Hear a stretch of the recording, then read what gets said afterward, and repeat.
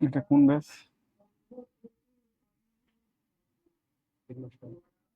আচ্ছা, প্রাচীন যুগ না? প্রাচীন বাংলা জনপদ, প্রাচীন শাসনামল 1204 পর্যন্ত।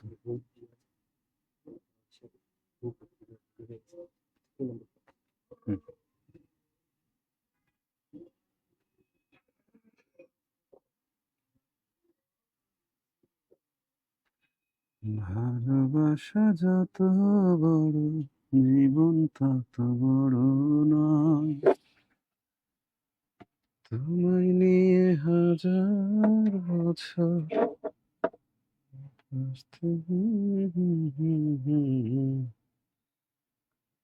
ভালোবাসা যত বড়, জীবন তত বড় নয়,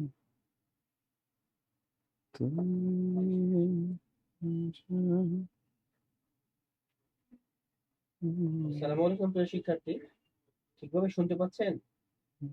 হ্যালো, একটু কমেন্ট বক্সে একটু লিখবেন ঠিকভাবে শুনতে পাচ্ছেন কিনা।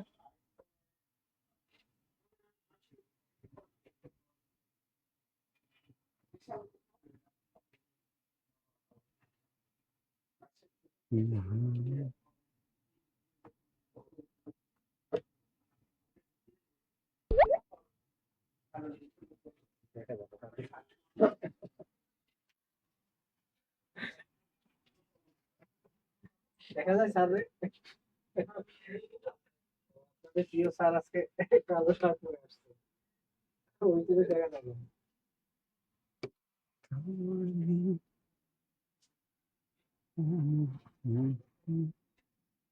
ওই আমি তো গ্রুপ খুঁজে পাই না।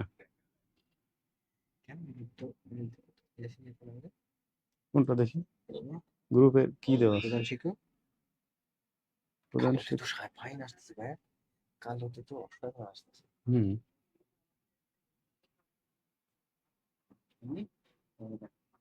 পাইছি, দাঁড়ান। হ্যাঁ, পাইছি।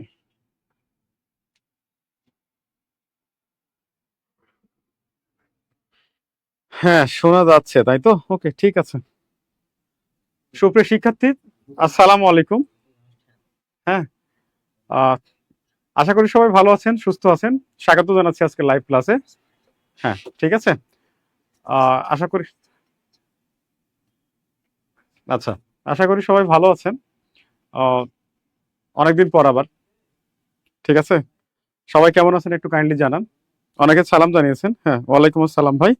হ্যাঁ, ভালো আছি আমি, আলহামদুলিল্লাহ ভালো আছি। ঠিক আছে। আচ্ছা, thank you Mashiur Rahman, thank you ভাই। হ্যাঁ, ঠিক আছে।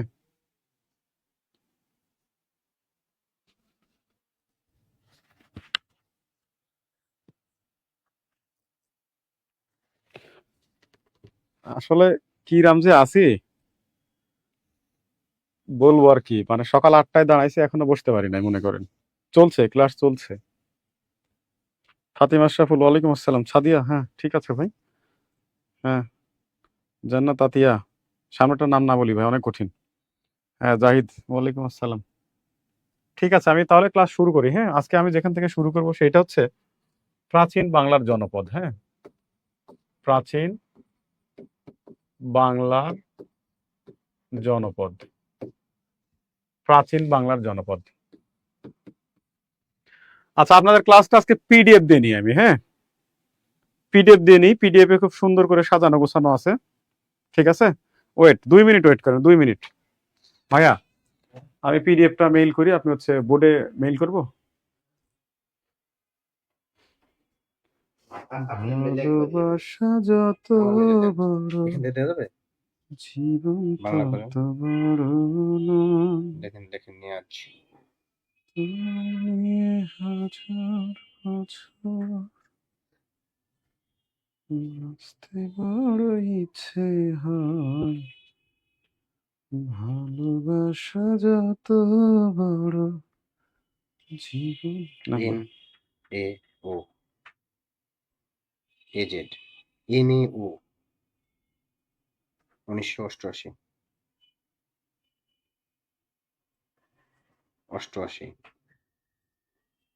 88 @gmail.com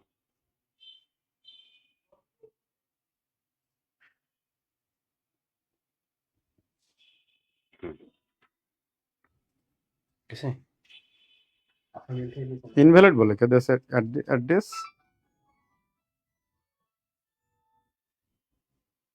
নওয়াজ ইনভ্যালিড বলে যে কি জানি।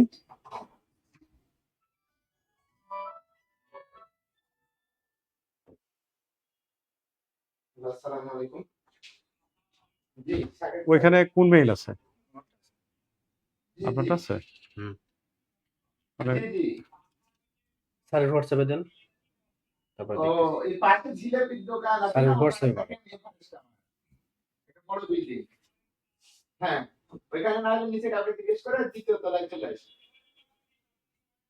হ্যাঁ 2 তলায় আসেন হাতে ডান দিকে কনসেপ্ট ভালোবাসা যত বড় জীবন তত বড় আচ্ছা 2 তলায় উঠে না। কনসেপ্ট চলে এসেছি। ডাউনলোড করে দিব তুমি যখন কি করছিলে পিছে রাখে আমার এখানে সেভ করছিলে না ডকুমেন্ট লাইভ চলছে হুম হ্যাঁ আপনার কোন ডকুমেন্ট নাম দেখেন তাহলে আমি সুবিধা হবে না ওখানে ওইখানে আমি দিয়ে দিছি মেইলে, কোনটা দিছেন? রুবেল স্যারের হোয়াটসঅ্যাপে দিয়ে দিছি। স্যারের হোয়াটসঅ্যাপে হুম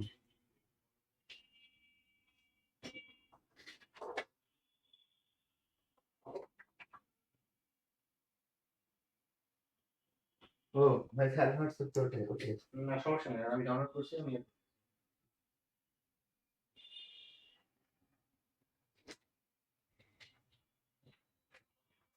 ভাই আপনি তো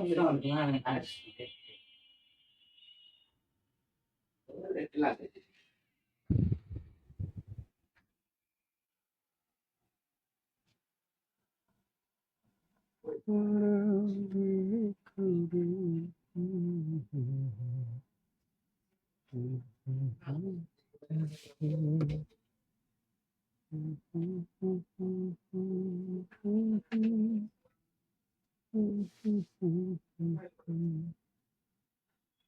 সেন্ড বক্স না তো এটাই, হ্যাঁ।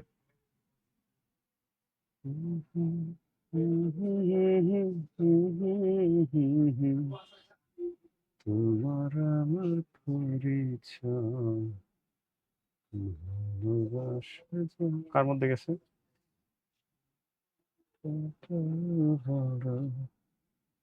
জীবন তত বড় নয়, তোমায় নিয়ে হাজার বছর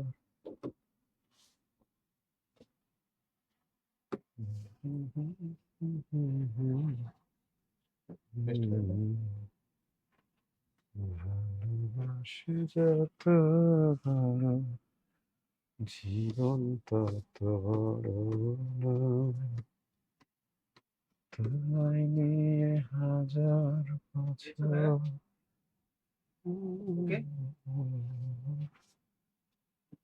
এই যা নড়াচড় না খায়, হ্যাঁ বড় করেন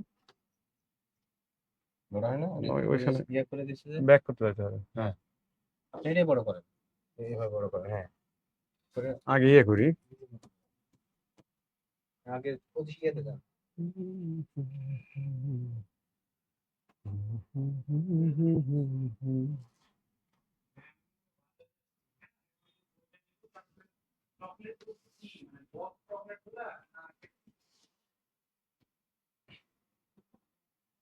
এই তো দেখেন, ভালোবাসা যত বড়, জীবন তত বড়।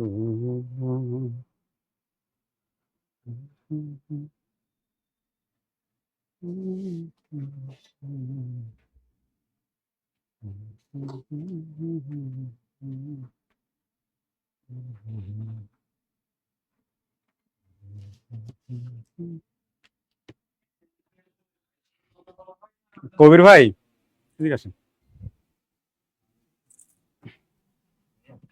এটা একটু ব্ল্যাক করেন, আমাকে একটু ব্ল্যাক করেন, নাহলে এদিকে দেখা যাবে না। না, পিডিএফ পিডিএফ ফাইল দেওয়া হচ্ছে না, ওয়ার্ড ফাইল হলে মনে হয় ভালো হইতো।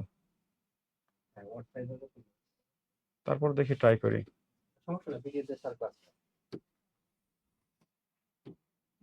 আচ্ছা দেখেন তো দেখা যায় কিনা। দেখা যাচ্ছে?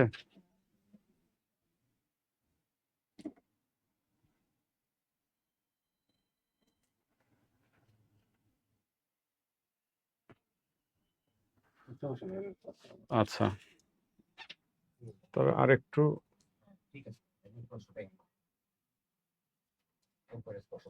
হ্যাঁ হ্যাঁ, ওকে।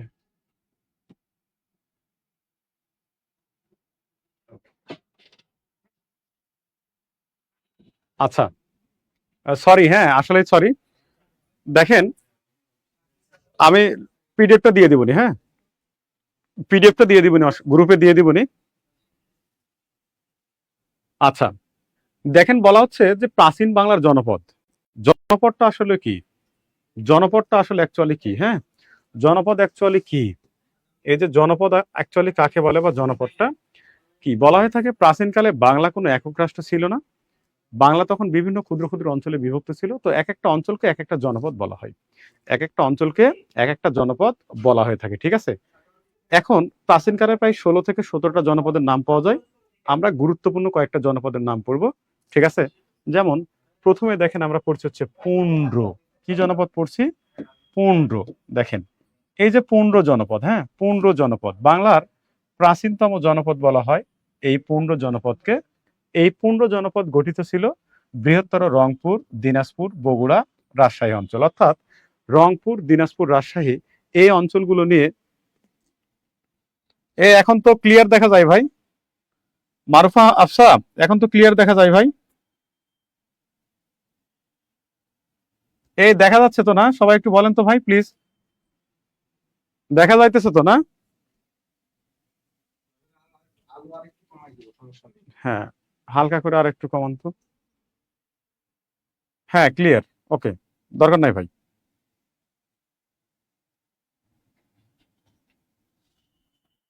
ওকে, দেখেন বলা হচ্ছে বাংলার প্রাচীনতম জনপদের নাম হচ্ছে পুন্ড্র। এই পুন্ড্র জনপদ বৃহত্তর রংপুর, দিনাজপুর, বগুড়া, রাজশাহী এই অঞ্চলগুলো নিয়ে কিন্তু হচ্ছে পুন্ড্র জনপদ গঠিত ছিল।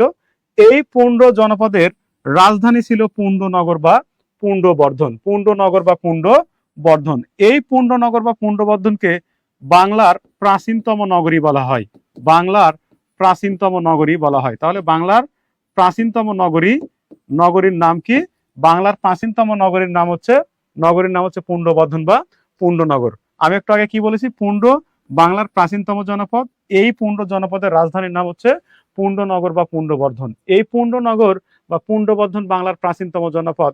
বলা হয়ে থাকে পুন্ডবর্ধন বা পুন্ডনগরের বর্তমান নাম, বর্তমান নাম হচ্ছে মহাস্থানগড়। বর্তমান নাম হচ্ছে মহাস্থানগড়। বর্তমান নাম কি? মহাস্থানগড়। বর্তমান নাম কি? মহাস্থানগড়। বর্তমান নাম হচ্ছে মহাস্থানগড়। হ্যাঁ, পুন্ডবর্ধন বা পুন্ডনগরের বর্তমান নাম কি? মহাস্থানগড়। ঠিক আছে, পুন্ডবর্ধন বা পুন্ডনগরের বর্তমান নাম কি? মহাস্থানগড়। ঠিক আছে, এই মহাস্থানগড় হচ্ছে বগুড়াতে অবস্থিত। কোথায় অবস্থিত? বগুড়া। মহাস্থানগড় কোথায় অবস্থিত? বগুড়াতে অবস্থিত। কোথায় অবস্থিত? বগুড়াতে অবস্থিত। মহাস্থানগড় বর্তমানে কোথায় অবস্থিত?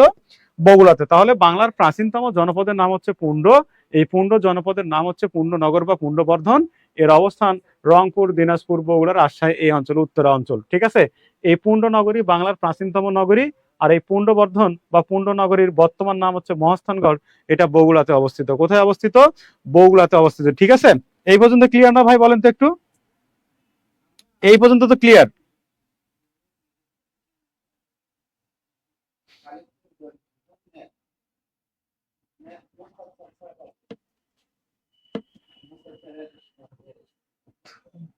ওকে ওকে, এরপরে দেখেন বলা হচ্ছে কি, এরপরে এরপরে বলা হচ্ছে, দেখেন এরপরে দেখেন বলা হচ্ছে কি বঙ্গ, এরপরে বলা হচ্ছে কি বঙ্গ জনপদ। দেখেন খুবই গুরুত্বপূর্ণ বঙ্গ জনপদ। হ্যাঁ, এই বঙ্গ জনপদ বাংলার মধ্যভাগে পূর্ব ও দক্ষিণ পূর্ব অঞ্চল, অর্থাৎ ঢাকা, ময়মনসিংহ, ফরিদপুর ও বরিশাল অঞ্চল, এই অঞ্চলগুলো নিয়ে মূলত হচ্ছে এই বঙ্গ জনপদ গঠিত। বাংলার অন্যতম গুরুত্বপূর্ণ একটা জনপদ হচ্ছে বঙ্গ। এখান থেকে মাঝে মাঝে প্রশ্ন হয় যে বঙ্গ জনপদ নিচের কোন অঞ্চল নিয়ে গঠিত? তাহলে দেখেন বৃহত্তর ঢাকা, ময়মনসিংহ, ফরিদপুর, বরিশাল, আবার পটুয়াখালী, এই অঞ্চলগুলো নিয়ে কিন্তু হচ্ছে এই বঙ্গ জনপদ গঠিত ছিল। অ্যাকচুয়ালি বাংলার, দেখেন অ্যাকচুয়ালি বাংলার মধ্যভাগ, মধ্যভাগ, হ্যাঁ অ্যাকচুয়ালি বাংলার মধ্যভাগ, ঠিক আছে, অ্যাকচুয়ালি বাংলার কি ভাগ? মধ্যভাগ, অর্থাৎ এই অঞ্চলটা, এই অঞ্চলটা, ঠিক আছে। তো এই বঙ্গের আবার দুইটা ভাগ ছিল। হ্যাঁ, একটা হচ্ছে নাব্য আর একটা হচ্ছে বিক্রমপুর। বঙ্গের আবার দুইটা ভাগ ছিল, একটা হচ্ছে নাব্য, ঠিক আছে, আর একটা হচ্ছে কি বিক্রমপুর। নাব্য কোনটা? এই যে দেখেন এই যে পদ্মা নদী, এই পদ্মা নদীর নিচের অংশ, অর্থাৎ এই যে ফরিদপুর বরিশাল যে অঞ্চল রয়েছে, এই অঞ্চলটা নাব্য নামে পরিচিত ছিল। আর উপরে এই যে ঢাকা, ময়মনসিংহ, এই অঞ্চলটা হচ্ছে বিক্রমপুর নামে পরিচিত ছিল। অর্থাৎ এই উত্তরের উপরের অংশটা হচ্ছে বিক্রমপুর নামে পরিচিত ছিল, আর নিচের দক্ষিণ অঞ্চলটা হচ্ছে নাব্য নামে পরিচিত ছিল। তাহলে বাংলার অন্যতম একটা গুরুত্বপূর্ণ জনপদের নাম হচ্ছে এই কি জনপদ? বঙ্গ জনপদ। আমি আপনাদের প্রথম ক্লাসে বলেছিলাম যে বঙ্গ নামের প্রথম উল্লেখ পাওয়া যায় কোন গ্রন্থে? ঋগ্বেদের ঐতর আরণ্যক গ্রন্থে। ঋগ্বেদের ঐতর আরণ্যক গ্রন্থে, ঠিক আছে, ঋগ্বেদের ঐতর আরণ্যক গ্রন্থে, ঠিক আছে, ঋগ্বেদের ঐতর আরণ্যক গ্রন্থে, ঠিক আছে। এখন দেখেন, এখন দেখেন বলা হচ্ছে এই যে, এই যে দেখেন এই অঞ্চলটা ছিল, এই অঞ্চলটাই যেটা ছিল সেইটা হচ্ছে দুইটা ভাগ ছিল, একটা হচ্ছে নাব্য, একটা বিক্রমপুর, ঠিক আছে। নাব্য বলতে পদ্মা নদীর নিচে ফরিদপুর, বরিশাল, পটুয়াখালী এই অঞ্চল, আর বিক্রমপুর বলতে ঢাকা, ময়মনসিংহ, উপরের এই অঞ্চল, ঠিক আছে। ওকে, আচ্ছা, এরপর দেখেন বলা হচ্ছে গৌড়, ভেরি ভেরি ইম্পর্টেন্ট। এরপরে বলা হচ্ছে গৌড়। বাংলার অন্যতম একটা জনপদ ছিল হচ্ছে গৌড় বা গৌড়। এই গৌড় জনপদের রাজধানীর নাম ছিল কর্ণ সুবর্ণ। এই কর্ণ সুবর্ণ কিন্তু হচ্ছে মুর্শিদাবাদে অবস্থিত। কোথায় অবস্থিত? মুর্শিদাবাদে অবস্থিত। কর্ণ সুবর্ণ কোথায় অবস্থিত? মুর্শিদাবাদে অবস্থিত। এই গৌড় রাজা ছিলেন হচ্ছে শশাঙ্ক। গৌড় রাজা কে ছিলেন? শশাঙ্ক। মনে রাখবেন গৌড় রাজা কে ছিলেন? শশাঙ্ক। বলা হয় বাংলার প্রথম স্বাধীন ও সার্বভৌম রাজা ছিলেন হচ্ছে শশাঙ্ক। এই শশাঙ্কের রাজ্য ছিল গৌড়। গৌড় একটা জনপদ। আর এই গৌড় জনপদের রাজধানী বা শশাঙ্কের রাজধানী ছিল হচ্ছে কর্ণ সুবর্ণ। এই কর্ণ সুবর্ণ হচ্ছে মুর্শিদাবাদে অবস্থিত। এই গৌড় জনপদের অবস্থান হচ্ছে বাংলাদেশের চাঁপাইনবাবগঞ্জ, পশ্চিমবঙ্গের মালদহ, মুর্শিদাবাদ, নদিয়া, বর্ধমান, এই অঞ্চলগুলো নিয়েই মূলত হচ্ছে এই গৌড় জনপদ হচ্ছে গঠিত। এখন দেখেন বলা হচ্ছে এই যে নদিয়া আছে না, একটু আগে একজন প্রশ্ন করেছেন যে কুষ্টিয়া কোন জনপদ? হ্যাঁ, কুষ্টিয়ার পূর্ব নাম হচ্ছে নদিয়া। এই নদিয়া হচ্ছে গৌড় জনপদের হচ্ছে অন্তর্ভুক্ত ছিল। এই এই নদিয়া হচ্ছে গৌড় জনপদের হচ্ছে অন্তর্ভুক্ত ছিল, ঠিক আছে। তাহলে দেখেন আমি বলছি গৌড় জনপদ, এই গৌড় জনপদ বাংলাদেশের চাঁপাইনবাবগঞ্জ, পশ্চিমবঙ্গ মানে কলকাতার বোঝানো হচ্ছে। এই পশ্চিমবঙ্গের মালদহ, মুর্শিদাবাদ, নদিয়া, ঠিক আছে, বর্ধমান, এই অঞ্চলগুলো নিয়ে গঠিত ছিল। এই গৌড় জনপদের রাজধানী ছিল হচ্ছে কর্ণ সুবর্ণ। গৌড় জনপদের রাজধানী কি ছিল? কর্ণ সুবর্ণ, ঠিক আছে। এই কর্ণ সুবর্ণ হচ্ছে মুর্শিদাবাদে অবস্থিত। তো প্রাচীন বাংলার গৌড় শাসক ছিলেন শশাঙ্ক। তাকে বাংলার প্রথম স্বাধীন ও সার্বভৌম রাজা বলা হয়, ঠিক আছে। এই গৌড়ের রাজা শশাঙ্ক, এই শশাঙ্কের রাজধানী ছিল হচ্ছে কর্ণ সুবর্ণ, ঠিক আছে। এই শশাঙ্কের রাজধানী ছিল হচ্ছে কি? কর্ণ সুবর্ণ, ঠিক আছে। ওকে, এরপরে দেখেন আরেকটা গুরুত্বপূর্ণ জনপদ হচ্ছে সমতট। ওই যে উবায়দুল কাকু ছিল না, উবায়দুল কাকু কোথায় পাঠাছিল? আওয়ামী লীগের উবায়দুল কাকু ছিল না, নোয়াখালী বলা হয় কুমিল্লা এবং নোয়াখালী, এই কুমিল্লা ও নোয়াখালী এই দুইটা অঞ্চল নিয়ে হচ্ছে সমতট জনপদ গঠিত ছিল। কুমিল্লা এবং নোয়াখালী প্রাচীনকালে সমতট জনপদের অন্তর্ভুক্ত ছিল। এই সমতটের রাজধানী ছিল হচ্ছে বড়কামতা। বড়কামতা। সমতটের রাজধানী কি ছিল? সমতটের রাজধানী ছিল হচ্ছে বড়কামতা। সমতটের রাজধানী কি ছিল? বড়কামতা ছিল। ঠিক আছে, সমতটের রাজধানী ছিল হচ্ছে বড়কামতা। কি ছিল? বড়কামতা। ঠিক আছে, এরপর দেখেন বলা হচ্ছে রাঢ়, এটা কটিবর্ষ রাজধানী, এটা ভাগীরথী নদীর পশ্চিম তীর, বর্তমান বর্ধমান জেলা। হরিকেলটা important, very very important. Harikel, Harikel বলতে আমাদের বর্তমান সিলেট, পার্বত্য চট্টগ্রাম এবং পার্বত্য চট্টগ্রাম ও চট্টগ্রাম, পার্বত্য চট্টগ্রাম ও চট্টগ্রাম, পার্বত্য চট্টগ্রাম ও চট্টগ্রাম। দেখেন বলা হচ্ছে সিলেট, পার্বত্য চট্টগ্রাম, চট্টগ্রাম, অর্থাৎ আমাদের যে ছোট্ট বাংলাদেশ রয়েছে, এই বাংলাদেশের উত্তর অঞ্চলে কি সিলেট আছে না? উত্তর পূর্ব অঞ্চলে সিলেট। ঠিক আছে, দেখেন এই যে সিলেট, এইখানে তো সিলেট, এই সিলেট, পার্বত্য চট্টগ্রাম, চট্টগ্রাম এই অঞ্চল নিয়েই মূলত হচ্ছে হরিকেল জনপদ হচ্ছে গঠিত। এই অঞ্চলগুলো নিয়েই কিন্তু হচ্ছে হরিকেল জনপদ গঠিত। তাহলে হরিকেল জনপদ বাংলাদেশের কোন কোন অঞ্চল নিয়ে গঠিত? এই যে দেখেন সিলেট, পার্বত্য চট্টগ্রাম, চট্টগ্রাম। ঠিক আছে, এই অঞ্চলগুলো নিয়েই মূলত হচ্ছে এই হরিকেল জনপদ গঠিত। ঠিক আছে, এখানে দেখেন এই যে সমতট জনপদ এবং হরিকেল জনপদ, এই দুইটা জনপদ ভ্রমণ করেন সপ্তম শতকে একজন চীনা পরিব্রাজক, বলা হয় চীনা পরিব্রাজক বা পর্যটক, চীনা পর্যটক হিউয়েন সাং। কে? Hiuen Tsang. হিউয়েন সাং সপ্তম শতকে এই দুই জনপদ ভ্রমণ করেন। এই দুই জনপদ ভ্রমণ করেন। এই দুই জনপদ ভ্রমণ করেন। প্রশ্ন হয় চীনা পর্যটক হিউয়েন সাং বাংলার কোন দুইটা জনপদ ভ্রমণ করেন? একটা হচ্ছে সমতট, একটা হচ্ছে হরিকেল। কোন শতকে? সপ্তম শতকে। কোন শতকে? সপ্তম শতকে। তাহলে হিউয়েন সাং চীনা পর্যটক, তিনি কি করলেন? সপ্তম শতকে বাংলার দুইটা জনপদ ভ্রমণ করলেন। একটা হচ্ছে সমতট, একটা হচ্ছে হরিকেল। একটা হচ্ছে সমতট আর একটা হচ্ছে হরিকেল। একটা হচ্ছে সমতট আর একটা হচ্ছে হরিকেল। এই পর্যন্ত যদি বোঝা যায় তাহলে কাইন্ডলি একটু বলেন।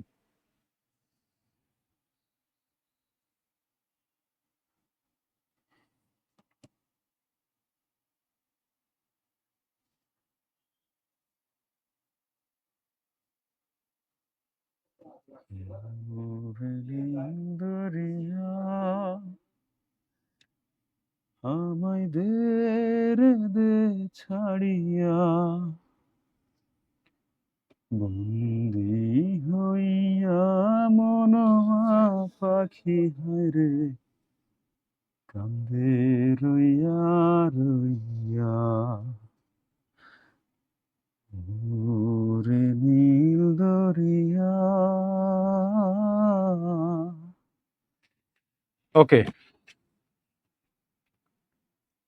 ওকে, ঠিক আছে, ঠিক আছে, শিহাব শাহরিয়ার। হ্যাঁ, ওকে। ডিএফটি মনে রাখার জন্য টিপস,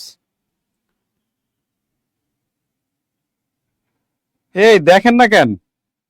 আমরা তো দেখতে পাচ্ছি ভাই, মেহজাবির বিনতে।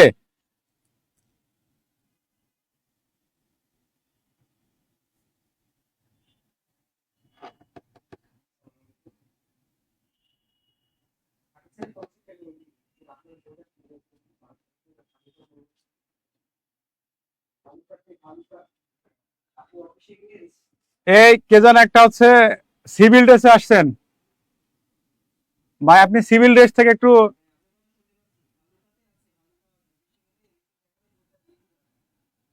এই খালি শরীরে ক্লাসে আসা যায় না ভাই, এটা খুব খারাপ জিনিস। আরে ভাই আমি বাথরুম সিঙ্গার, আমার এবার পাম দিয়ে লাভ আছে। ওকে, এরপর দেখেন, আরেকটা জনপদ আমাদের আছে, সেইটা হচ্ছে কি বরেন্দ্র জনপদ। খুবই গুরুত্বপূর্ণ। দেখেন বরেন্দ্র জনপদ, বলা হয় বাংলার স্বাধীন ও স্বতন্ত্র জনপদ ছিল হচ্ছে এই বরেন্দ্র জনপদ। বরেন্দ্র জনপদ বলতে কিন্তু আমাদের এই মেইনলি রাজশাহীর এই উত্তর অঞ্চলকে বোঝানো, অর্থাৎ রাজশাহী অঞ্চলকে বলতে আমরা কি বুঝি? বরেন্দ্র অঞ্চল বলি। ঠিক আছে, বরেন্দ্র অঞ্চল বুঝি, অর্থাৎ বরেন্দ্র একটা জনপদ। বলা হয়ে থাকে বরেন্দ্র নামে কোনো জনপদ ছিল না। ওই যে প্রাচীন বাংলার প্রাচীনতম জনপদ ছিল পুণ্ড জনপদ, ওই পুণ্ড জনপদের মাঝখানে আর একটা জনপদের উৎপত্তি ঘটে। ওই জনপদের নামই কিন্তু হচ্ছে বরেন্দ্র জনপদ। ঠিক আছে, ওই জনপদের নাম কি? বরেন্দ্র জনপদ। তো এই বরেন্দ্র জনপদকে বলা হয় বাংলার প্রথম স্বাধীন ও স্বতন্ত্র জনপদ। বলা হয় যে গঙ্গা ও করতোয়া নদীর মধ্যবর্তী উঁচু ভূমি বর্তমানে বাংলাদেশের উত্তরাঞ্চল অর্থাৎ রাজশাহী অঞ্চল, এই রাজশাহী অঞ্চলেই কিন্তু হচ্ছে এই বরেন্দ্র জনপদ কিন্তু হচ্ছে গড়ে ওঠে। ঠিক আছে, বরেন্দ্র জনপদ গড়ে উঠে থাকে। বলা হয়ে থাকে এই বরেন্দ্র অঞ্চলের মাটির রং ধূসর ও লাল বর্ণের, ঠিক আছে, ধূসর ও লাল বর্ণের, অর্থাৎ শুকায় গেলে মাটিটা সাদা হয়ে যায়, আর যখন পানিতে ভিজে যায় তখন দেখবেন বরেন্দ্র অঞ্চলের মাটি হচ্ছে একদম লাল, গায়ে কিচ্ছু নাই, মানে কোনো শক্তি নাই মাটিতে, অর্থাৎ একবারে পোল্ট্রি মুরগির মতো। পোল্ট্রির মুরগি যেমন হচ্ছে শরীরে আছে, শক্তি নাই, তো বরেন্দ্র অঞ্চলে যে ধূসর ও লাল বর্ণের যে মাটিটা রয়েছে এরা হচ্ছে ঠিক সেরকম। দেখবেন যে যখন ভিজায় গেল তখন একবারে গলে গেছে, বিশেষ করে নিয়ামতপুর, তারপর রাজশাহীর গোদাগাড়ি, নওগাঁর নিয়ামতপুর। ঠিক আছে, এই অঞ্চলে তানোর, এই অঞ্চলে যাবেন, এই অঞ্চলের মাটির রং কিন্তু হচ্ছে ধূসর ও লাল বর্ণের। অ্যাকচুয়ালি রাজশাহী অঞ্চল বলতে কিন্তু হচ্ছে বরেন্দ্র অঞ্চল বোঝানো হয়। ঠিক আছে, বোঝা গেছে? আচ্ছা, পিডিএফ গ্রুপে দেওয়া হবে ভাই। ঠিক আছে, পিডিএফ গ্রুপে দিয়ে দেওয়া হবে, টেনশনের কোনো কারণ নাই, পিডিএফ গ্রুপে দিয়ে দেওয়া হবে। ঠিক আছে, এই পর্যন্ত বোঝা গেলে বলেন তাহলে বরেন্দ্র অঞ্চল বলতে আমরা মেইনলি কি বুঝি? বৃহত্তর রাজশাহী অঞ্চলকে বুঝি। কি বুঝি? রাজশাহী অঞ্চলকে বুঝি। ঠিক আছে, রাজশাহী অঞ্চলকে বুঝি। রাজশাহী অঞ্চলের মাটির রং কিরকম? এই যে কিরুম দেখেন, এই যে ধূসর ও লাল বর্ণের, রাজশাহী অঞ্চলের মাটির রং হচ্ছে ধূসর ও লাল বর্ণের। ঠিক আছে, ওকে,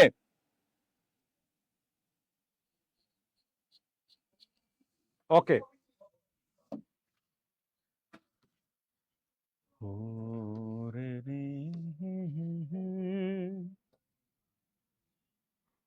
আমায় ছেড়ে দে ছাড়িয়া, বন্দী হইয়া মনোয়া পাখি হায় রে, কান্দে রইয়া রইয়া, ওরে নীল দরিয়া,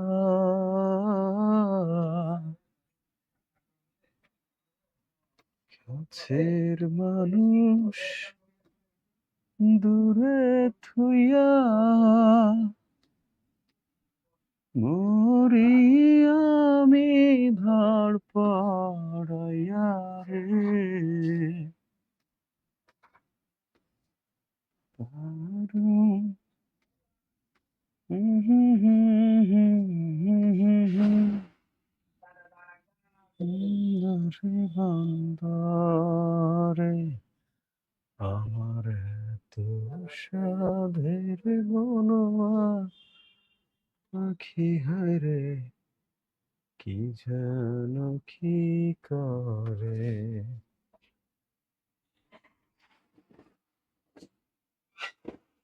ওকে, আমরা দেখেন এখন প্রাচীন বাংলায় চলে আসবো। প্রাচীন বাংলায় পড়ার আগে আমরা যেটা পড়বো হচ্ছে এ আলেকজান্ডারের ভারতীয় উপমহাদেশ আগমন। তার আগে জানতে হবে এ আলেকজান্ডার কে ছিলেন।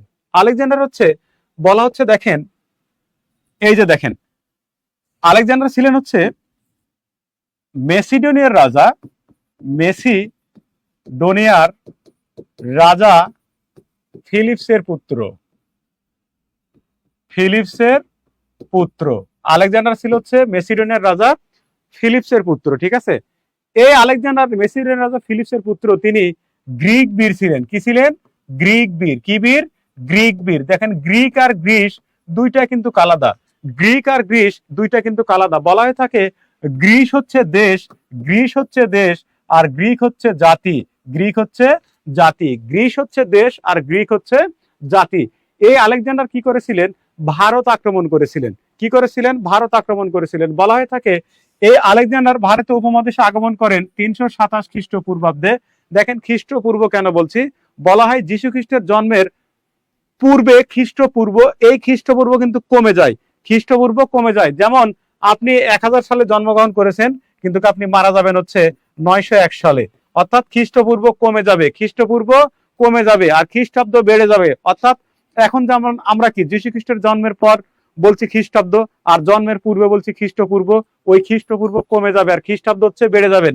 মনে করেন যে আপনি 1000 সালে জন্মগ্রহণ করেছেন, কিন্তু আপনি মারা যাবেন 1099 সালে, অর্থাৎ 99 বছর আপনি বাঁচলেন। এখানেও কিন্তু আপনি 99 বছর বাঁচলেন, কিন্তু খ্রিস্টপূর্ব কমে যাবে, খ্রিস্টাব্দ হচ্ছে বেড়ে যাবে। তো এই আলেকজান্ডার কি করেছিলেন, 327 খ্রিস্টপূর্বে ভারত আক্রমণ করেন, অর্থাৎ ভারতের হিন্দুকুশ পর্বত অঞ্চল প্রথম তিনি আক্রমণ করেন। ঠিক আছে, ভারতের হিন্দুকুশ পর্বত হচ্ছে তিনি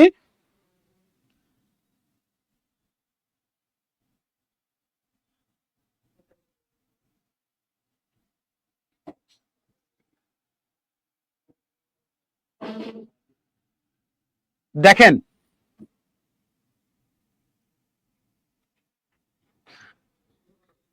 এই যে দেখেন, এই যে আলেকজান্ডার ভারতের হিন্দুকুশ পর্বত অঞ্চল আক্রমণ করলেন না, আক্রমণ করার পর ভারতের একটা রাজ্য ছিল, ওই রাজ্যের নাম হচ্ছে পুরুবিনা। ওই রাজ্যের নাম হচ্ছে কি, পুরুবিনা। ওই পুরুবিনার রাজা ছিল হচ্ছে অম্ভি। পুরুবিনার রাজা কি ছিল, অম্ভি। এই বেটা কি করলো, এই বেটা আলেকজান্ডারকে বাধা না দিয়ে নির্দ্বিধায় আলেকজান্ডারের কি করলো, এই আলেকজান্ডারের বশ্যতা মেনে নিয়ে আলেকজান্ডারকে ভারত আক্রমণে সাহায্য করলো।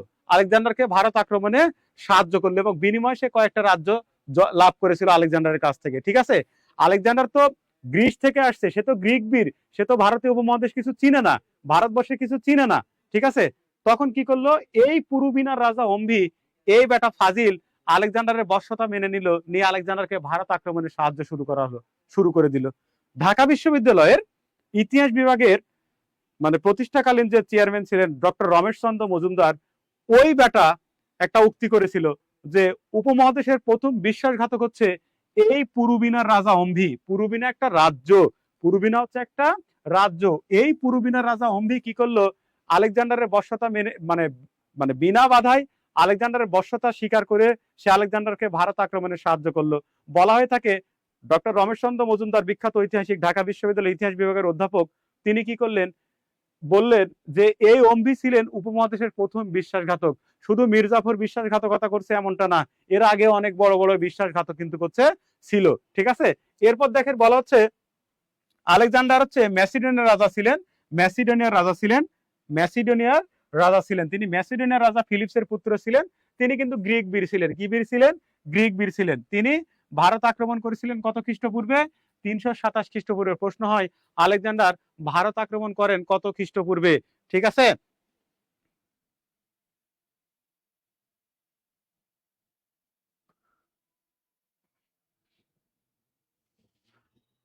ওকে।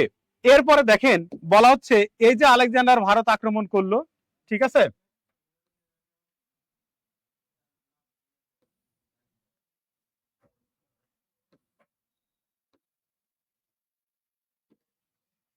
আচ্ছা, এরপর দেখেন, এরপর বলা হচ্ছে কি, এরপর এই যে আলেকজান্ডার গ্রিসের অধিবাসী ছিলেন, কোথাকার, গ্রিসের অধিবাসী ছিলেন, তাই না। আলেকজান্ডারের যিনি প্রধান সেনাপতি ছিলেন তিনি হচ্ছে সেলুকাস। তাহলে আলেকজান্ডারের প্রধান সেনাপতি কে ছিল, সেলুকাস ছিল। ঠিক আছে, এরপর দেখেন বলা হচ্ছে ভারত শব্দের নামকরণ করা হয় রাজা দশরথের পুত্র ভরতের নাম অনুসারে। ঠিক আছে, এরপর দেখেন আলেকজান্ডার মইরা গেল কত সালে, 323 খ্রিস্টপূর্বে। কোথায় মরে যায়, ব্যাবিলনে মারা যায়। ব্যাবিলন, ব্যাবিলন, এই ব্যাবিলন কিন্তু বর্তমান ইরাকে অবস্থিত। কোথায় অবস্থিত, ইরাকে অবস্থিত। ব্যাবিলন বর্তমান কোথায় অবস্থিত, ইরাকে অবস্থিত। বলা হয়ে থাকে যে আলেকজান্ডার 324 খ্রিস্টপূর্বে, 324 খ্রিস্টপূর্বে, 324 খ্রিস্টপূর্বে ভারত ত্যাগ করেন, অর্থাৎ দেশে গ্রীসে চলে যান, গ্রীসে চলে যান। যাবার পথে কি করেন, 323 খ্রিস্টপূর্বে ব্যাবিলন, যেটা বর্তমান ইরাক, ওই ইরাকে হচ্ছে আলেকজান্ডার মৃত্যুবরণ করলেন। তাহলে দেখেন আলেকজান্ডার ভারত আক্রমণ করেছিলেন 327 খ্রিস্টপূর্বে, 327 খ্রিস্টপূর্বে। ঠিক আছে, আবার ভারত ত্যাগ করলেন 324 খ্রিস্টপূর্বে, কিন্তু তিনি মারা গেলেন কত খ্রিস্টপূর্বে, 323 খ্রিস্টপূর্বে তিনি ব্যাবিলনে মৃত্যুবরণ করেন। তিনি কোথাকার রাজা ছিলেন, গ্রিসের রাজা ছিলেন, গ্রিসের অধিবাসী ছিলেন। ঠিক আছে, এই আলেকজান্ডারের প্রধান সেনাপতি ছিল হচ্ছে সেলুকাস। আলেকজান্ডারের প্রধান সেনাপতি কে ছিল, সেলুকাস। ঠিক আছে, সেলুকাস, বুঝা গেছে। আচ্ছা, আলেকজান্ডারের প্রধান সেনাপতি কে ছিল, সেলুকাস। ঠিক আছে, ওকে। সাদিয়া তাসনুবা, মাথার মধ্যে 5-6 দিন চলতে থাকবে মানে ভাই কি হয়েছে? মাথাটাতে গেছে নাকি অন্য কিছু হয়েছে বলেন? হুম, ঠিক আছে, দেখি বাথরুমে গিয়ে ভয়েস রেকর্ড করি, তারপর পাঠাবো না আপনাদের একটা, যদি পারি। আগেই বলেছি আমি বাথরুম সিঙ্গার, আমি মাঝে মাঝে বলি, কারণ রুমে তো আমি একা থাকি, আপনারা তো সামনে নাই। ওকে, এই পর্যন্ত বোঝা গেছে কিনা বলেন তো ভাই একটু? এই পর্যন্ত বোঝা গেছে কিনা একটু বলেন? এই পর্যন্ত বোঝা গেলে কাইন্ডলি একটু কমেন্ট করেন। বোঝা গেলে কাইন্ডলি একটু কমেন্টস করেন।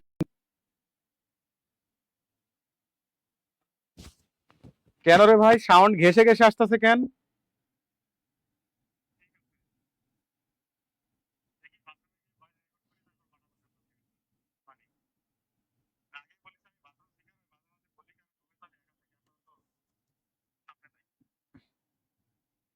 ওকে, এই পর্যন্ত বোঝা গেছে কিনা বলেন তো ভাই একটু? এই সাউন্ড ঠিক আছে?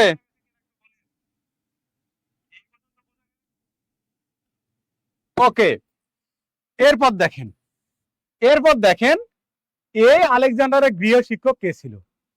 আলেকজান্ডারের গৃহ শিক্ষক ছিল হচ্ছে প্লেটো, কে সরি অ্যারিস্টটল। কে ছিল? অ্যারিস্টটল। ওই অ্যারিস্টটলের ছাত্র আবার কে ছিল? আলেকজান্ডার। আচ্ছা, আপনাদের একটা লিখে দিই, যে সক্রেটিসের পা দুইটা। সক্রেটিসের পা, পিয়ে পা দুইটা, দুইটা, পিয়ে টা, অর্থাৎ সক্রেটিস এই সবার শিক্ষক ছিল। সক্রেটিসের ছাত্র ছিল হচ্ছে প্লেটো। প্লেটো, ওই প্লেটোর আবার একটা ছাত্র ছিল, তার নাম হচ্ছে অ্যারিস্টটল। তার নাম কি? অ্যারিস্টটল। প্লেটোর ছাত্রের নাম কি ছিল? অ্যারিস্টটল। ওই অ্যারিস্টটলের আবার দুইটা ছাত্র। অ্যারিস্টটলের দুইটা ছাত্র, হ্যাঁ, একটা হচ্ছে থিওফ্রাস্টাস। Theophrastus, Theophrastus. আর একটা হচ্ছে আলেকজান্ডার, এতে আলেকজান্ডার, টিতে আলেকজান্ডার। দেখেন, বলা হচ্ছে সক্রেটিস সবার শিক্ষক ছিল। ওই সক্রেটিসের ছাত্র ছিল হচ্ছে প্লেটো। প্লেটোর আবার একটা ছাত্র অ্যারিস্টটল। অ্যারিস্টটলের আবার দুইটা ছাত্র, একটা হচ্ছে থিওফ্রাস্টাস, একটা হচ্ছে আলেকজান্ডার। অর্থাৎ বলা হচ্ছে সক্রেটিসের পা দুইটা। সক্রেটিসের পা দুইটা, দুইটা, অর্থাৎ সবার শিক্ষক হচ্ছে সক্রেটিস। এই সক্রেটিসের একটা ছাত্র হচ্ছে প্লেটো, প্লেটোর ছাত্র হচ্ছে অ্যারিস্টটল, অ্যারিস্টটলের আবার দুইটা ছাত্র, একটা থিওফ্রাস্টাস, একটা হচ্ছে আলেকজান্ডার। একটা থিওফ্রাস্টাস আর একটা কি? আলেকজান্ডার। ঠিক আছে, একটা থিওফ্রাস্টাস আর একটা কি? আলেকজান্ডার। বুঝা গেছে? তাহলে প্রশ্ন হতে পারে কে কার শিক্ষক ছিলেন। তাহলে আলেকজান্ডারের গৃহ শিক্ষক ছিলেন হচ্ছে অ্যারিস্টটল। অ্যারিস্টটলের আবার শিক্ষক ছিলেন হচ্ছে প্লেটো, আর প্লেটোর শিক্ষক ছিলেন হচ্ছে সক্রেটিস। অ্যারিস্টটলের দুইটা ছাত্র ছিল, একটা হচ্ছে থিওফ্রাস্টাস, যেটা উদ্ভিদ বিজ্ঞানের জনক। আপনারা অনেকে উদ্ভিদ বিজ্ঞান পড়েছেন না? হ্যাঁ, তহিদুল আবির, থ্যাংক ইউ ভাই। হ্যাঁ ঠিক আছে, পা, হ্যাঁ ঠিক আছে, হবে, অসুবিধা নেই। Socrates, Plato, Aristotle, Alexander, Theophrastus. ঠিক আছে।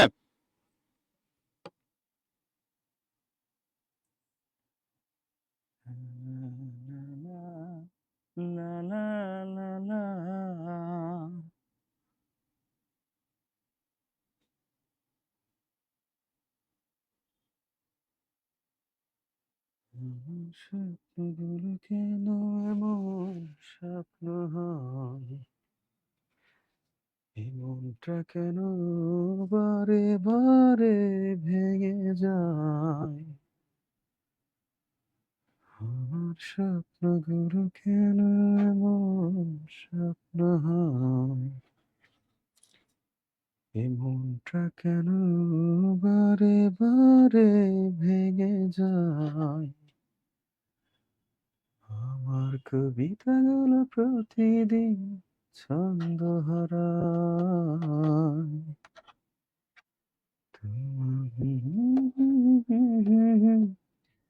আমাকে কাঁদায়, লা লা লা লা লা লা লা লা লা লা লা লা লা লা লা লা লা লা।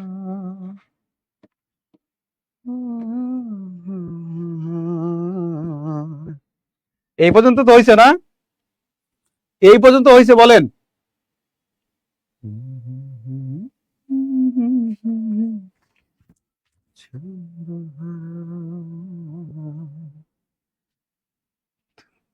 স্মৃতিগুলো প্রতিরাত আমাকে কাঁদায়।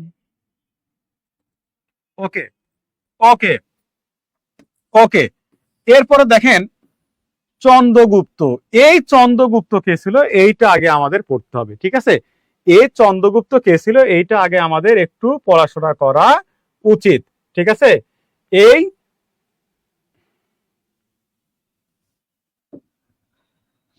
দেখেন দেখেন বলা হচ্ছে এই যে চন্দ্রগুপ্ত, এই চন্দ্রগুপ্ত কে ছিল?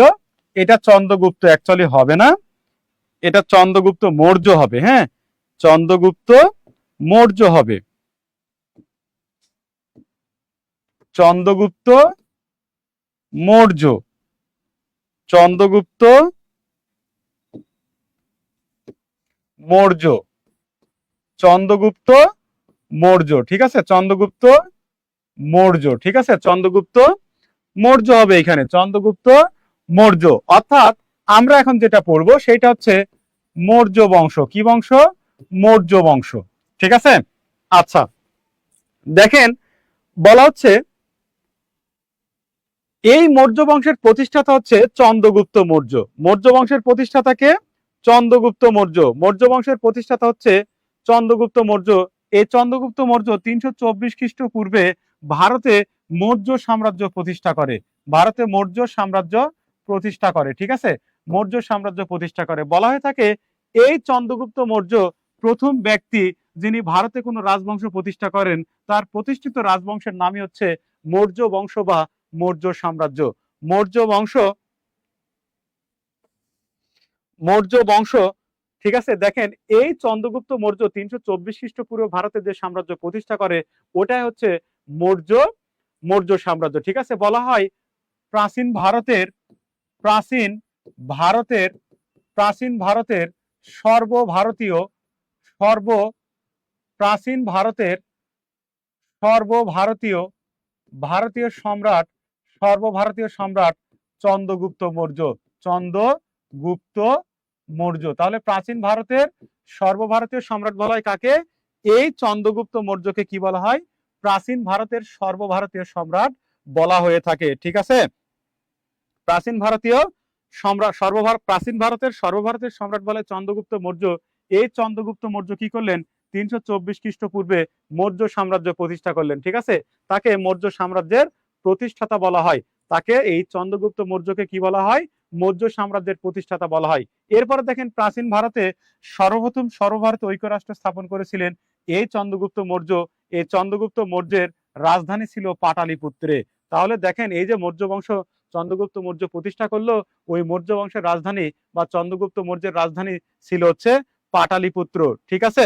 হ্যাঁ, আর একটু জুম করলে ভালো হয়। হ্যাঁ, করছি ভাই। ওকে, ওয়েট।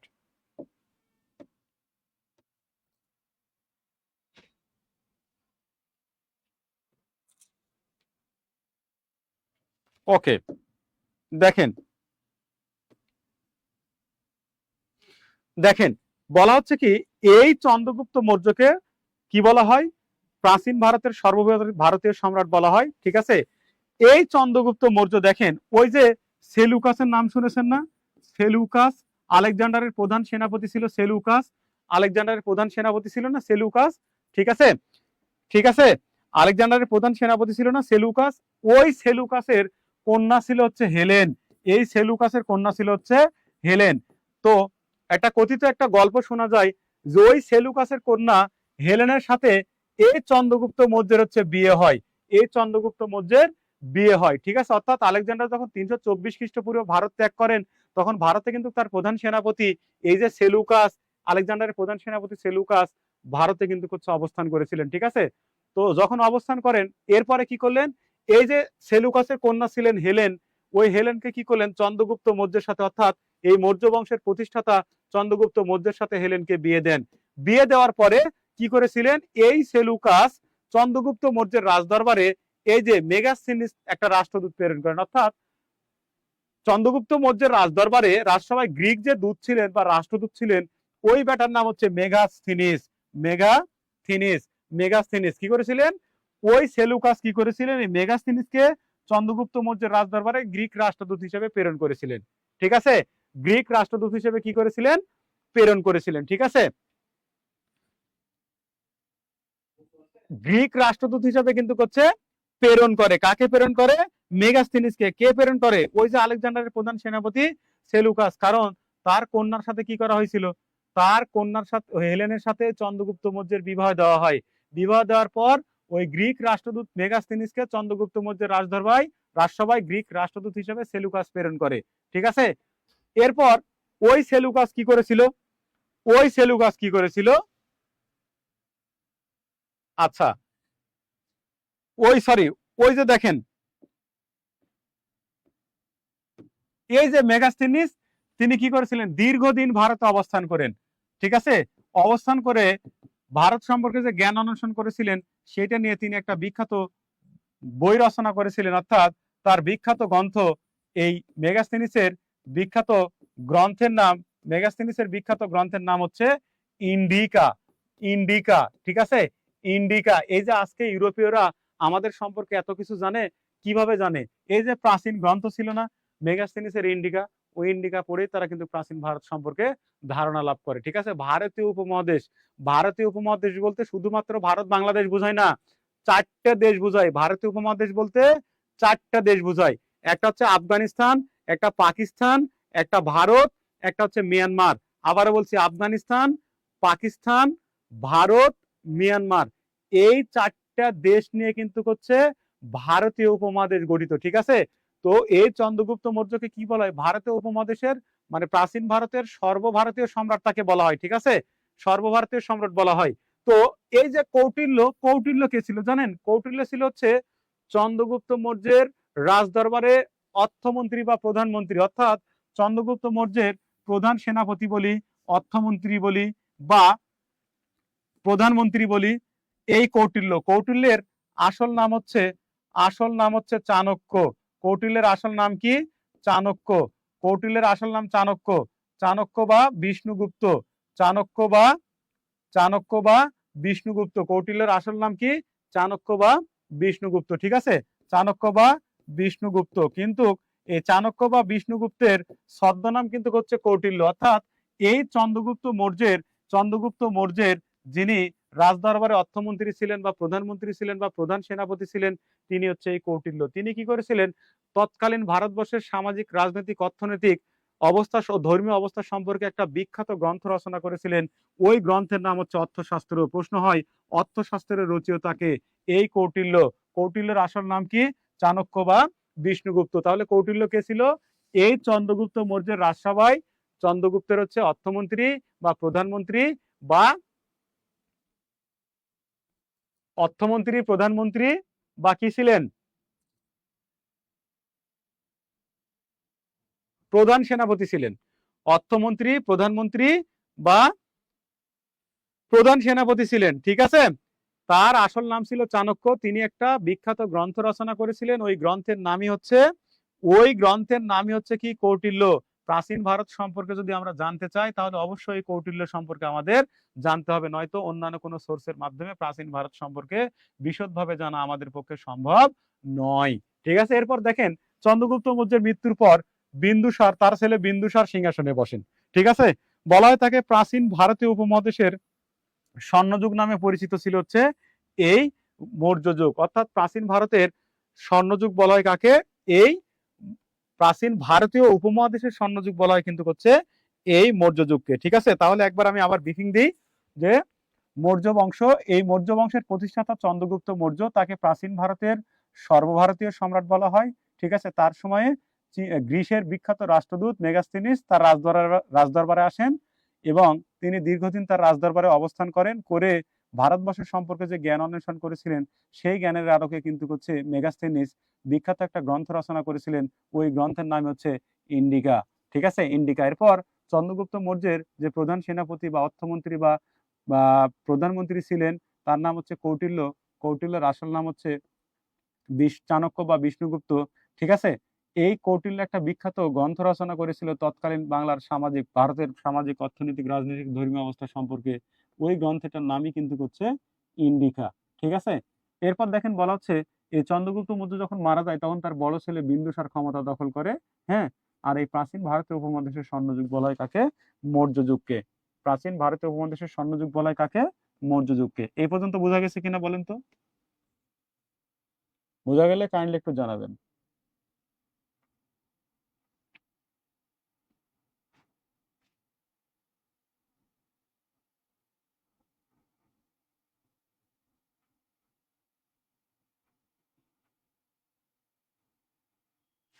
ওকে।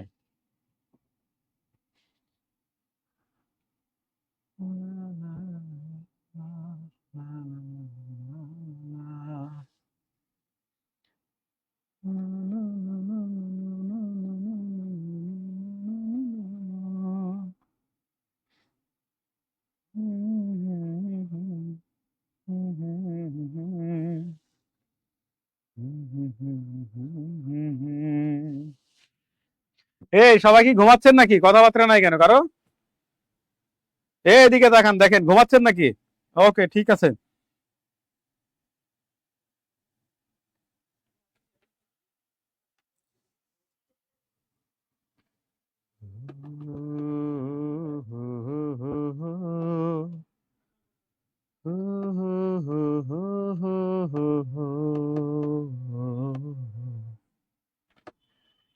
যত কথা বলি আমি, যত কথা বলি আমি।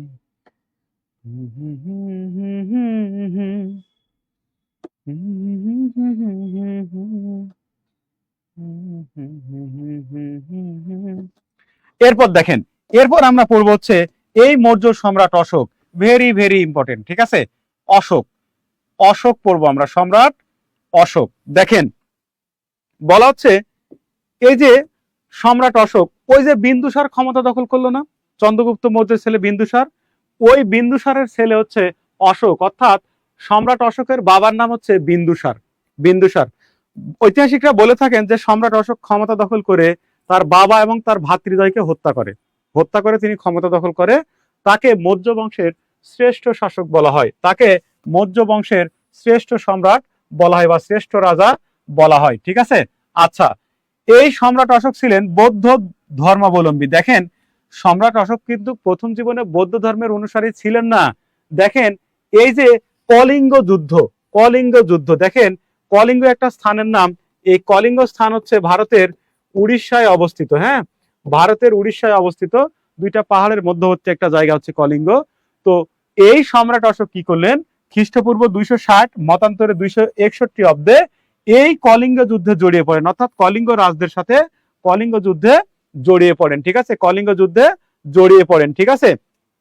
কলিঙ্গ যুদ্ধে যখন জড়িয়ে পড়লেন, জড়িয়ে পড়ার পর তিনি দেখলেন এই যুদ্ধের ভয়াবহতা হচ্ছে ব্যাপক। অর্থাৎ কলিঙ্গ যুদ্ধে প্রায় 1 লক্ষ সৈনিক মারা যায় এবং 50,000 ঘর বাড়ি পুড়িয়ে দেওয়া হয়। তো এই যুদ্ধের ভয়াবহতা দেখে সম্রাট অশোক কি করলেন?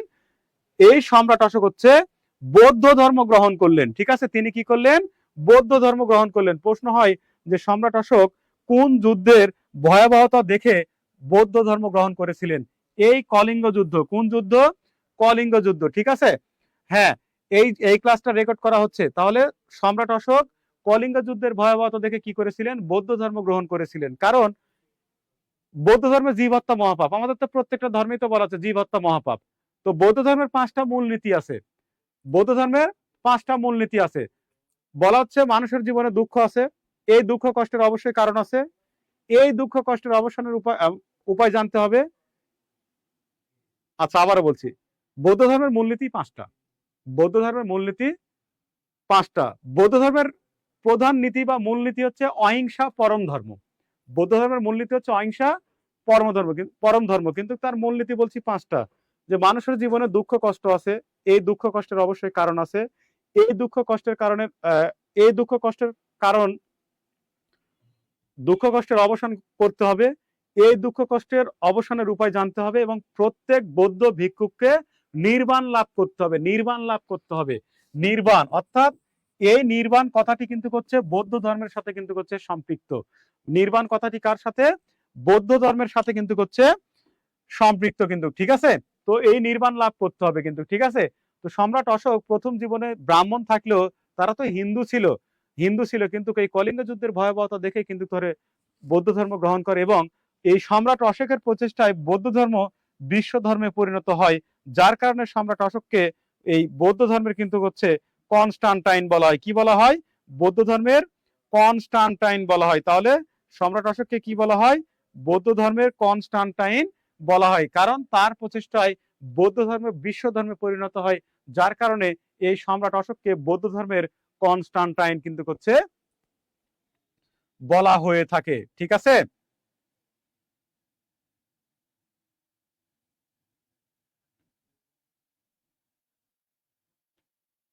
এই পর্যন্ত বোঝা গেছে গেছে কিনা বলেন? এই পর্যন্ত বোঝা গেছে কিনা আগে বলেন, তারপর আপনাদের প্রশ্নের অ্যান্সার আমি দিচ্ছি।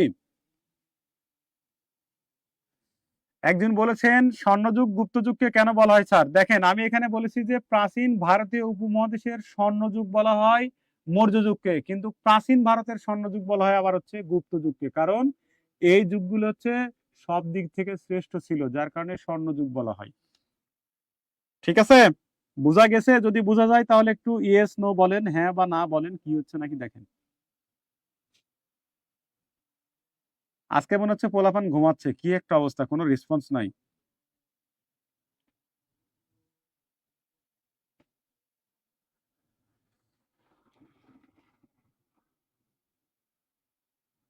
এই তো গুড।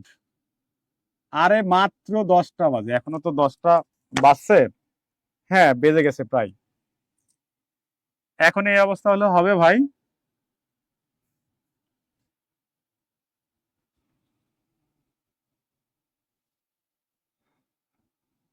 বলবো ভাই, বলবো, হ্যাঁ। একটু সাথে ক্লাস করেন। ক্লাস তো একটু মনোযোগ দিয়ে করলেই পারেন না? ক্লাসের পড়া তো ক্লাসে হচ্ছে হওয়া উচিত। দেখেন, আমি কতক্ষণ স্লাইড অন করে রাখছি, আমি বারবার বলছি। আমার সাথে যদি বারবার বলেন, ঠিক আছে, তাহলে তাহলে আমার সাথে বারবার বললে আপনি মনে মনে বারবার বলেন, তাহলে আপনার পড়া এখানে হয়ে যাবেন। পড়া মনে রাখার কৌশল হচ্ছে, প্রথমত আপনাকে হচ্ছে মনোযোগী হতে হবে এবং কঠিন মনোযোগী হতে হবে, ঠিক আছে। আপনি যখন যেটা করবেন একটাই করতে হবে, বুঝা গেছে? একটাই করতে হবে, তাহলে পড়া মনে থাকবে। ওকে, ঠিক আছে। এরপর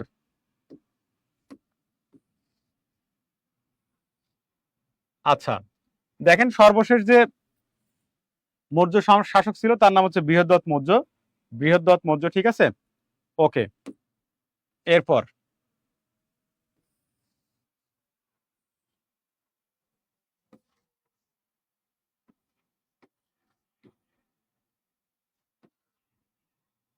এরপর দেখেন, আমরা যেটা পড়বো সেটা হচ্ছে গুপ্ত যুগ পড়বো, ঠিক আছে। গুপ্ত যুগ। এতক্ষণ আমরা পড়লাম হচ্ছে খ্রিস্টপূর্ব, এখন আমরা পড়বো হচ্ছে খ্রিস্টাব্দ। খ্রিস্টপূর্ব তো কমে গেছে, আর খ্রিস্টাব্দ হচ্ছে বেড়ে যাবে। খ্রিস্টাব্দ কি হবে? বেড়ে যাবে। দেখেন, আমরা গুপ্ত সাম্রাজ্য পড়বো, ঠিক আছে। আমরা গুপ্ত সাম্রাজ্য পড়বো। দেখেন, বলা হচ্ছে এই গুপ্ত সাম্রাজ্যের প্রতিষ্ঠাতা হচ্ছে প্রথম চন্দ্রগুপ্ত। প্রথম চন্দ্রগুপ্ত, তাকে গুপ্ত বংশের প্রতিষ্ঠাতা বলা হয়। প্রথম চন্দ্রগুপ্ত 320 সালে পাটালিপুত্রের সিংহাসনে বসেন। ওই যে মৌর্য বংশের রাজধানী ছিল না পাটালিপুত্র, ওই গুপ্তদেরও রাজধানী ছিল কিন্তু হচ্ছে পাটালিপুত্র। গুপ্তদেরও রাজধানী ছিল কিন্তু হচ্ছে পাটালিপুত্র। তাহলে এই গুপ্ত বংশের প্রতিষ্ঠাতা হচ্ছে প্রথম চন্দ্রগুপ্ত। কে প্রতিষ্ঠা করেন? প্রথম চন্দ্রগুপ্ত, ঠিক আছে। কিন্তু কিন্তু এই গুপ্ত বংশের এই গুপ্ত বংশের এই গুপ্ত বংশের শ্রেষ্ঠ রাজা বলা হয়, কিন্তু হচ্ছে সমুদ্রগুপ্তকে। এই সমুদ্রগুপ্ত হচ্ছে প্রথম চন্দ্রগুপ্তের হচ্ছে ছেলে, তাকে কি বলা হয়? গুপ্ত বংশের শ্রেষ্ঠ রাজা বলা হয়, ঠিক আছে।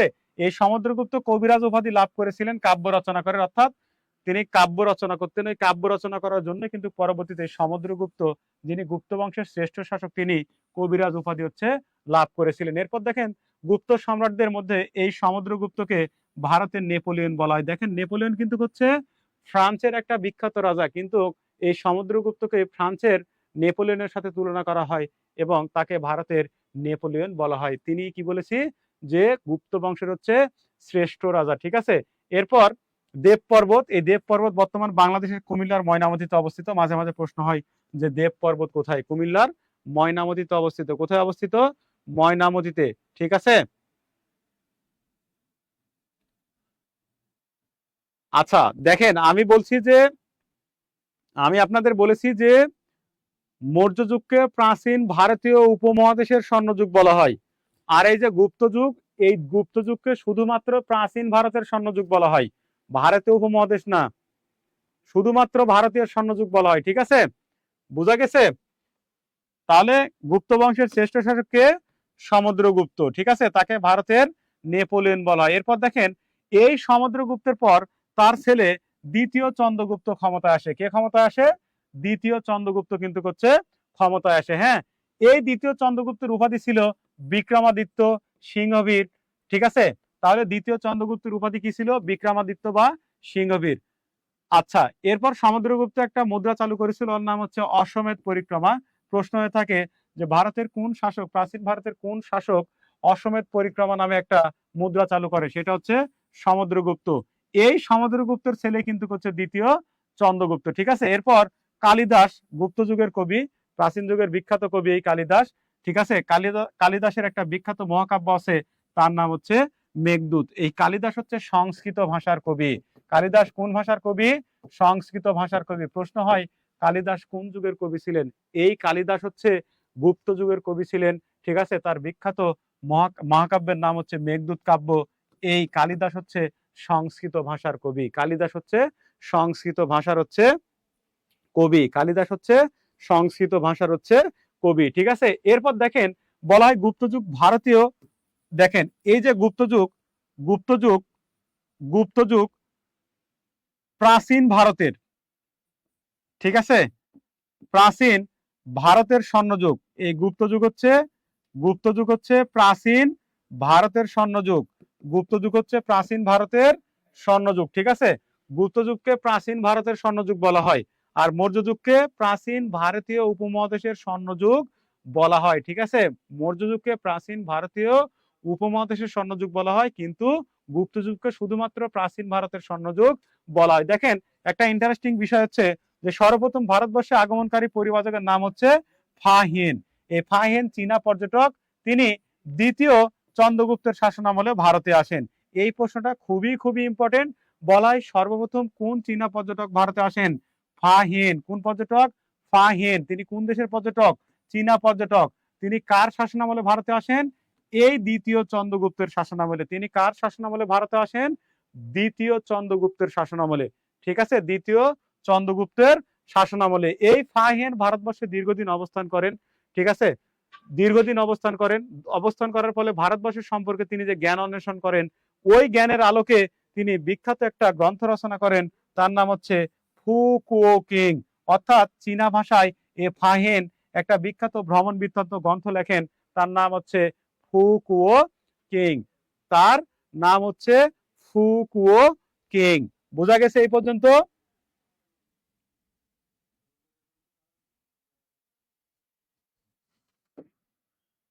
এই পর্যন্ত বোঝা গেছে বলেন?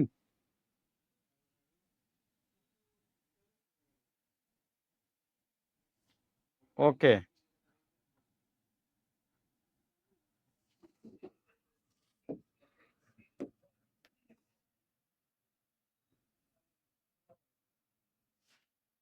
আচ্ছা এখানে দেখেন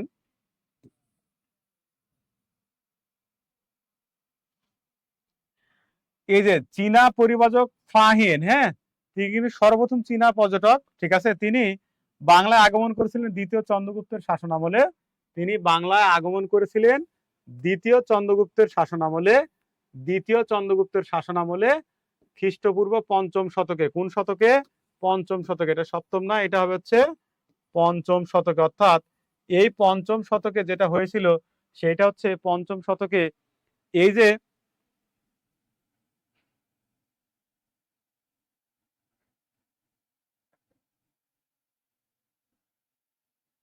আচ্ছা দিচ্ছি ভাই, সময় দিব, হ্যাঁ।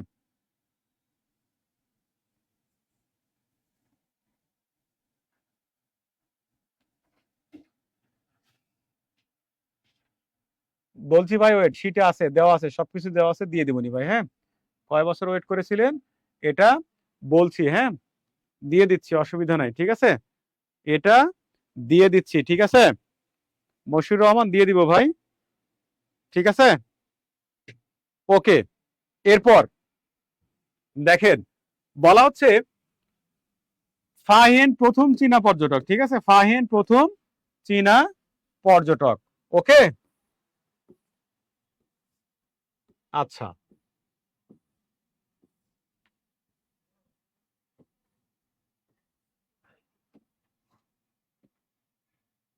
আচ্ছা, এরপরে আমরা চলে আসবো হচ্ছে গৌড় রাজবংশ। হ্যাঁ, একটু আগে আপনাদের আমি পড়াইছি না, গৌড় জনপদ পড়াইছি না একটু আগে, গৌড় জনপদ, ঠিক আছে, গৌড় জনপদ তো পড়াইছি না। এখন দেখেন এই আমরা গৌড় একটা রাজবংশ আছে, এইটা আপনাদের এখানে আমি পড়াবো, ঠিক আছে। এই বাংলার প্রাচীনতম রাজবংশ দেখেন এখানে আবার একটা হচ্ছে, মানে এটা আমাদের বাংলার, আমরা যে বাংলাদেশে এখন অবস্থান করছি এটা কিন্তু এটাই অবস্থান, ঠিক আছে। এই গৌড় বলতে কিন্তু বাংলাদেশের চাঁপাইনবাবগঞ্জকে মেইনলি আমরা বুঝি। তো দেখেন এই গৌড় বংশ, প্রাচীনকালে বাংলার দুইটা রাজ্য ছিল, একটা হচ্ছে বঙ্গরাজ্য আর একটা হচ্ছে গৌড়। তো বলা হয় বাংলার প্রথম স্বাধীন ও সার্বভৌম রাজা ছিলেন শশাঙ্ক। এই শশাঙ্কের উপাধি ছিল মহা সামন্ত। শশাঙ্কের উপাধি কি ছিল? মহা সামন্ত। বলা হয় কোন বড় রাজার অধীনে কোন ছোট রাজা যদি শাসন করে তাহলে ছোট রাজাকে বলা হয় মহা সামন্ত বলা হয়।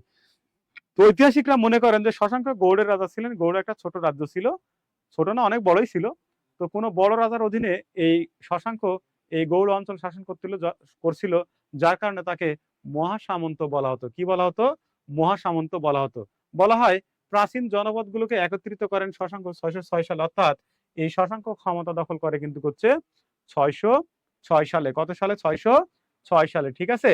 এই শশাঙ্কের রাজধানী ছিল হচ্ছে কর্ণ সুবর্ণ। আপনাদের একটু আগেই বলেছি গৌড় জনপদ পড়াইতে গিয়ে যে শশাঙ্কের রাজ্য ছিল হচ্ছে গৌড়, আর এই গৌড়ের রাজধানী ছিল হচ্ছে কর্ণ সুবর্ণ, বা শশাঙ্কের রাজধানী ছিল হচ্ছে কর্ণ সুবর্ণ। এটা মুর্শিদাবাদে অবস্থিত। কোথায় অবস্থিত? পশ্চিমবঙ্গের মুর্শিদাবাদে অবস্থিত। তাহলে গৌড় জনপদ কোথায় ছিল? মুর্শিদাবাদে ছিল গৌড় জনপদ। মানে গৌড় জনপদের রাজধানী কর্ণ সুবর্ণ কোথায় ছিল? মুর্শিদাবাদে ছিল, ঠিক আছে, মুর্শিদাবাদে ছিল। বলা হয় প্রাচীন জনপদগুলোকে গৌড় নামে একত্রিত করেছিলেন যে রাজা শশাঙ্ক, তাকে বাংলার প্রথম স্বাধীন ও সার্বভৌম রাজা বলা হয়। অর্থাৎ প্রাচীন বাংলার প্রথম স্বাধীন ও সার্বভৌম রাজা হলেন শশাঙ্ক। প্রাচীন বাংলার প্রথম স্বাধীন ও সার্বভৌম রাজা হলেন শশাঙ্ক, ঠিক আছে। প্রাচীন বাংলার প্রথম স্বাধীন ও সার্বভৌম রাজা হলেন শশাঙ্ক, ঠিক আছে। প্রাচীন বাংলার প্রথম স্বাধীন ও সার্বভৌম রাজা হলেন শশাঙ্ক, ঠিক আছে, ওকে। আর এখানে দেখেন বলা হচ্ছে প্রাচীন গৌড় নগরীর অংশবিশেষ বিশেষ করে বাংলাদেশের চাঁপাইনবাবগঞ্জ জেলায় অবস্থিত। আমি বলেছি যে গৌড় জনপদ বলতে বাংলাদেশের চাঁপাইনবাবগঞ্জ, পশ্চিমবঙ্গের মুর্শিদাবাদ, মালদহ, বর্ধমান, নদিয়া, এই অঞ্চলগুলো নিয়েই কিন্তু মূলত হচ্ছে এই গৌড় জনপদ হচ্ছে গঠিত ছিল। আর গৌড় রাজা ছিলেন কে? শশাঙ্ক, যাকে প্রাচীন বাংলার প্রথম স্বাধীন ও সার্বভৌম রাজা বলা হয়, যার উপাধি ছিল হচ্ছে মহা সামন্ত, ঠিক আছে। তার রাজধানী কোথায় ছিল? কর্ণ সুবর্ণ। তার রাজধানী কোথায় ছিল? কর্ণ সুবর্ণ। কর্ণ সুবর্ণ কোথায় অবস্থিত? মুর্শিদাবাদে অবস্থিত। কর্ণ সুবর্ণ কোথায় অবস্থিত? মুর্শিদাবাদে অবস্থিত, ঠিক আছে। এই পর্যন্ত বোঝা গেছে ভাই? এই পর্যন্ত বোঝা গেছে? আচ্ছা, এরপরে দেখেন, এরপরে যেটা হয়েছিল, এই যে প্রাচীন বাংলার গুরুত্বপূর্ণ নটপতি শশাঙ্ক, ঠিক আছে। আচ্ছা, এই দেখেন বাংলা, বিহার, উড়িষ্যার রাজধানী মুর্শিদাবাদের প্রাক্তন নাম ছিল কিন্তু হচ্ছে কি? গৌড়। বাংলা, বিহার, উড়িষ্যার রাজধানী মুর্শিদাবাদের প্রাক্তন নাম ছিল গৌড়। দেখেন শশাঙ্কের রাজত্বকাল বলা হচ্ছে 606 থেকে 637 সাল। হ্যাঁ, বলা হচ্ছে শশাঙ্কের প্রধান প্রতিদ্বন্দ্বী ছিলেন হচ্ছে কনৌজের রাজা, কনৌজের রাজা হর্ষবর্ধন। কে ছিলেন? হর্ষবর্ধন। অর্থাৎ শশাঙ্কের প্রধান প্রতিদ্বন্দ্বী ছিলেন কনৌজের রাজা হর্ষবর্ধন। এই হর্ষবর্ধনের সাথে 637 সালে এই শশাঙ্কের কি হয়? যুদ্ধ হয়। অর্থাৎ এই হর্ষবর্ধনের সাথে শশাঙ্কের কি হয়? 637 সালে যুদ্ধ হয়। ওই যুদ্ধে হর্ষবর্ধনের কাছে শশাঙ্ক পরাজিত ও নিহত হয়। হলে কি হয়? এই বাংলার ক্ষমতা সরাসরি এই কনৌজের রাজা হর্ষবর্ধনের হাতে হচ্ছে চলে যায়, ঠিক আছে। এই হর্ষবর্ধনের সময় একজন বিখ্যাত চীনা পর্যটক ভারতবর্ষে আসে, তার নাম হচ্ছে হিউয়েন সাং। এই হিউয়েন সাং 630 সালে বাংলায় আসে। 630 সালে বাংলায় আসে, ঠিক আছে, বলা হয় সপ্তম শতকে। কোন শতকে? সপ্তম শতকে। একটু আগে আমি আপনাদের বলেছি যে প্রাচীন বাংলার প্রথম চীনা পর্যটক হচ্ছে ফাহিন, তিনি দ্বিতীয় চন্দ্রগুপ্তের শাসনামলে বাংলায় আসে। আর হিউয়েন সাং আসে কার শাসনামলে? হর্ষবর্ধনের শাসনামলে সপ্তম শতকে বা 630 সালে। 630 সালে, ঠিক আছে। তো এই যে হর্ষবর্ধন, তিনি কনৌজের রাজা ছিলেন। এই হর্ষবর্ধনের সভাকবি, হর্ষবর্ধনের যিনি সভাকবি ছিলেন, সভাকবির নাম হচ্ছে বাণভট্ট। হর্ষবর্ধনের সভাকবির নাম হচ্ছে বাণভট্ট। এই বাণভট্ট একটা বিখ্যাত গ্রন্থ লিখেছিলেন, তার নাম হচ্ছে হর্ষচরিত। অর্থাৎ এই যে রাজা শশাঙ্ক এবং হর্ষবর্ধন সম্পর্কে আমরা যদি জানতে চাই, তাহলে এই বাণভট্ট রচিত হর্ষচরিত গ্রন্থটা কিন্তু আমাদের হচ্ছে পড়তে হবে। হর্ষচরিত গ্রন্থটা কিন্তু আমাদের পড়তে হবে। অর্থাৎ এই হর্ষবর্ধনের সভাকবি যিনি ছিলেন, তিনি হচ্ছে বাণভট্ট। তিনি হর্ষবর্ধন এবং হচ্ছে শশাঙ্কের সমসাময়িক ইতিহাস রচনা করেন, ঠিক আছে। তার ওই ইতিহাস বিষয়ক গ্রন্থের নামই কিন্তু হচ্ছে হর্ষচরিত, ঠিক আছে। তাহলে শশাঙ্ক নরপতি মানে রাজা। আচ্ছা, হাজমত আলী লিমন ওটা উপাধি দিয়েছিল না ভাই, আর উপাধি পায় বড় রাজার অধীনে হচ্ছে ছোট রাজাগুলোর উপাধি হচ্ছে মহাসামন্ত। অর্থাৎ বড় রাজার অধীনে যারা ছোট রাজা শাসন করে তাদেরকে মহাসামন্ত বলা হয়, ঠিক আছে। নরপতি, নৃপতি, ভূপতি, ঠিক আছে, রাজা, সম্রাট, এগুলো একই সমার্থক শব্দ। হ্যাঁ, এই পর্যন্ত বোঝা গেছে? বলেন, এই পর্যন্ত বোঝা গেলে প্রশ্ন করেন।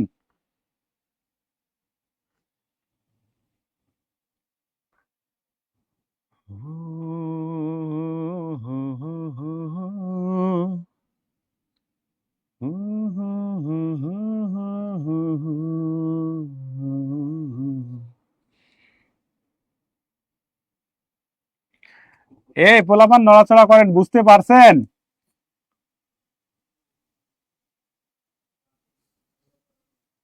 ওই ঘুরে ফিরে কয়েকজন, বাকিগুলো কি অবস্থা? বেঁচে আছেন আপনারা?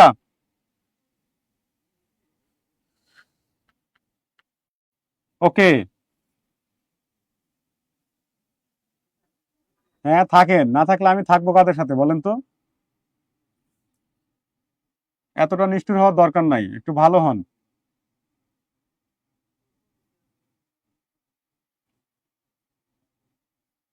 ওকে, দেখেন এই যে শশাঙ্ক 637 সালে মারা গেল হর্ষবর্ধনের সাথে, ঠিক আছে।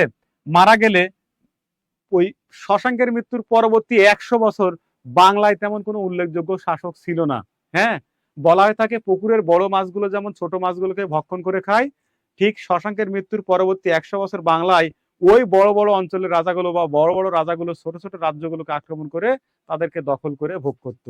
এই যে শশাঙ্কের মৃত্যুর পরবর্তী 100 বছর সময়কাল যে অরাজকতা ও বিশৃঙ্খলাপূর্ণ অবস্থা বিরাজ করছিল, ওই অরাজকতা বা বিশৃঙ্খলাপূর্ণ অবস্থাকে আবার বলা হচ্ছে মাৎসনাই বলা হচ্ছে। কি বলা হচ্ছে? মাৎসনাই বলা হচ্ছে। দেখেন, মাৎসনাই, হ্যাঁ, বলা হচ্ছে মাৎসনাই। মাৎসনাইটা কি বলা হচ্ছে? দেখেন এইখানে যে শশাঙ্কের মৃত্যুর পরবর্তী 100 বছরের বিশৃঙ্খলাপূর্ণ সময়কালকে বলা হয় মাৎসনাই, ঠিক আছে। এই মাৎসনাই বাংলার সপ্তম অষ্টম শতকের ঘটনা, ঠিক আছে। দেখেন শশাঙ্কের মৃত্যুর পর বাংলায় যে অরাজকতা চলছিল তাকেই বলা হয় মাৎসনাই, বা তাকে কি বলে উপহাস করা হয়? মাৎসনাই, ঠিক আছে। অর্থাৎ পুকুরের বড় মাছগুলো যেমন ছোট মাছগুলোকে ভক্ষণ করে খাইতো, ঠিক আছে, তাদেরকে ওই সময়টাকে কি বলা হতো? মাৎসনাই বলা হতো, ঠিক আছে। মাৎসনাই ধারণাটির আইন শৃঙ্খলাহীন অরাজক অবস্থাকে বোঝানো হয়। এই মাৎসনাই বাংলার হচ্ছে সপ্তম অষ্টম শতকের ঘটনা। তাহলে দেখেন বলছি মাৎসনাই কি? মাৎসনাই হচ্ছে অরাজকতা বা বিশৃঙ্খলাপূর্ণ অবস্থা। শশাঙ্কের মৃত্যুর পরবর্তী 100 বছর সময়কালকে কি বলা হয়? মাৎসনাই বলা হয়। হ্যাঁ, শামসুন নাহার, আপনাকে শীট দেওয়া হবে ভাই, গ্রুপে শীট দিয়ে দিবে, আপনারা ডাউনলোড করে নিয়ে নিন, পিডিএফ দেওয়া হবে, আপনারা নিয়ে নিন, ঠিক আছে। 3 নাম্বার লেকচার পড়ে ফেলেন, 3 নাম্বার লেকচার 1 থেকে 3 পর্যন্ত দেওয়া হবে, পড়ে নিন, ঠিক আছে। তাহলে বলেন তো মাৎসনাই বাংলার কোন শতকের ঘটনা? সপ্তম অষ্টম শতকের ঘটনা। বোঝা গেছে? মাৎসনাই বাংলার সপ্তম অষ্টম শতকের ঘটনা। মাৎসনাই বাংলার সপ্তম অষ্টম শতকের ঘটনা, ঠিক আছে। ওকে, ওকে,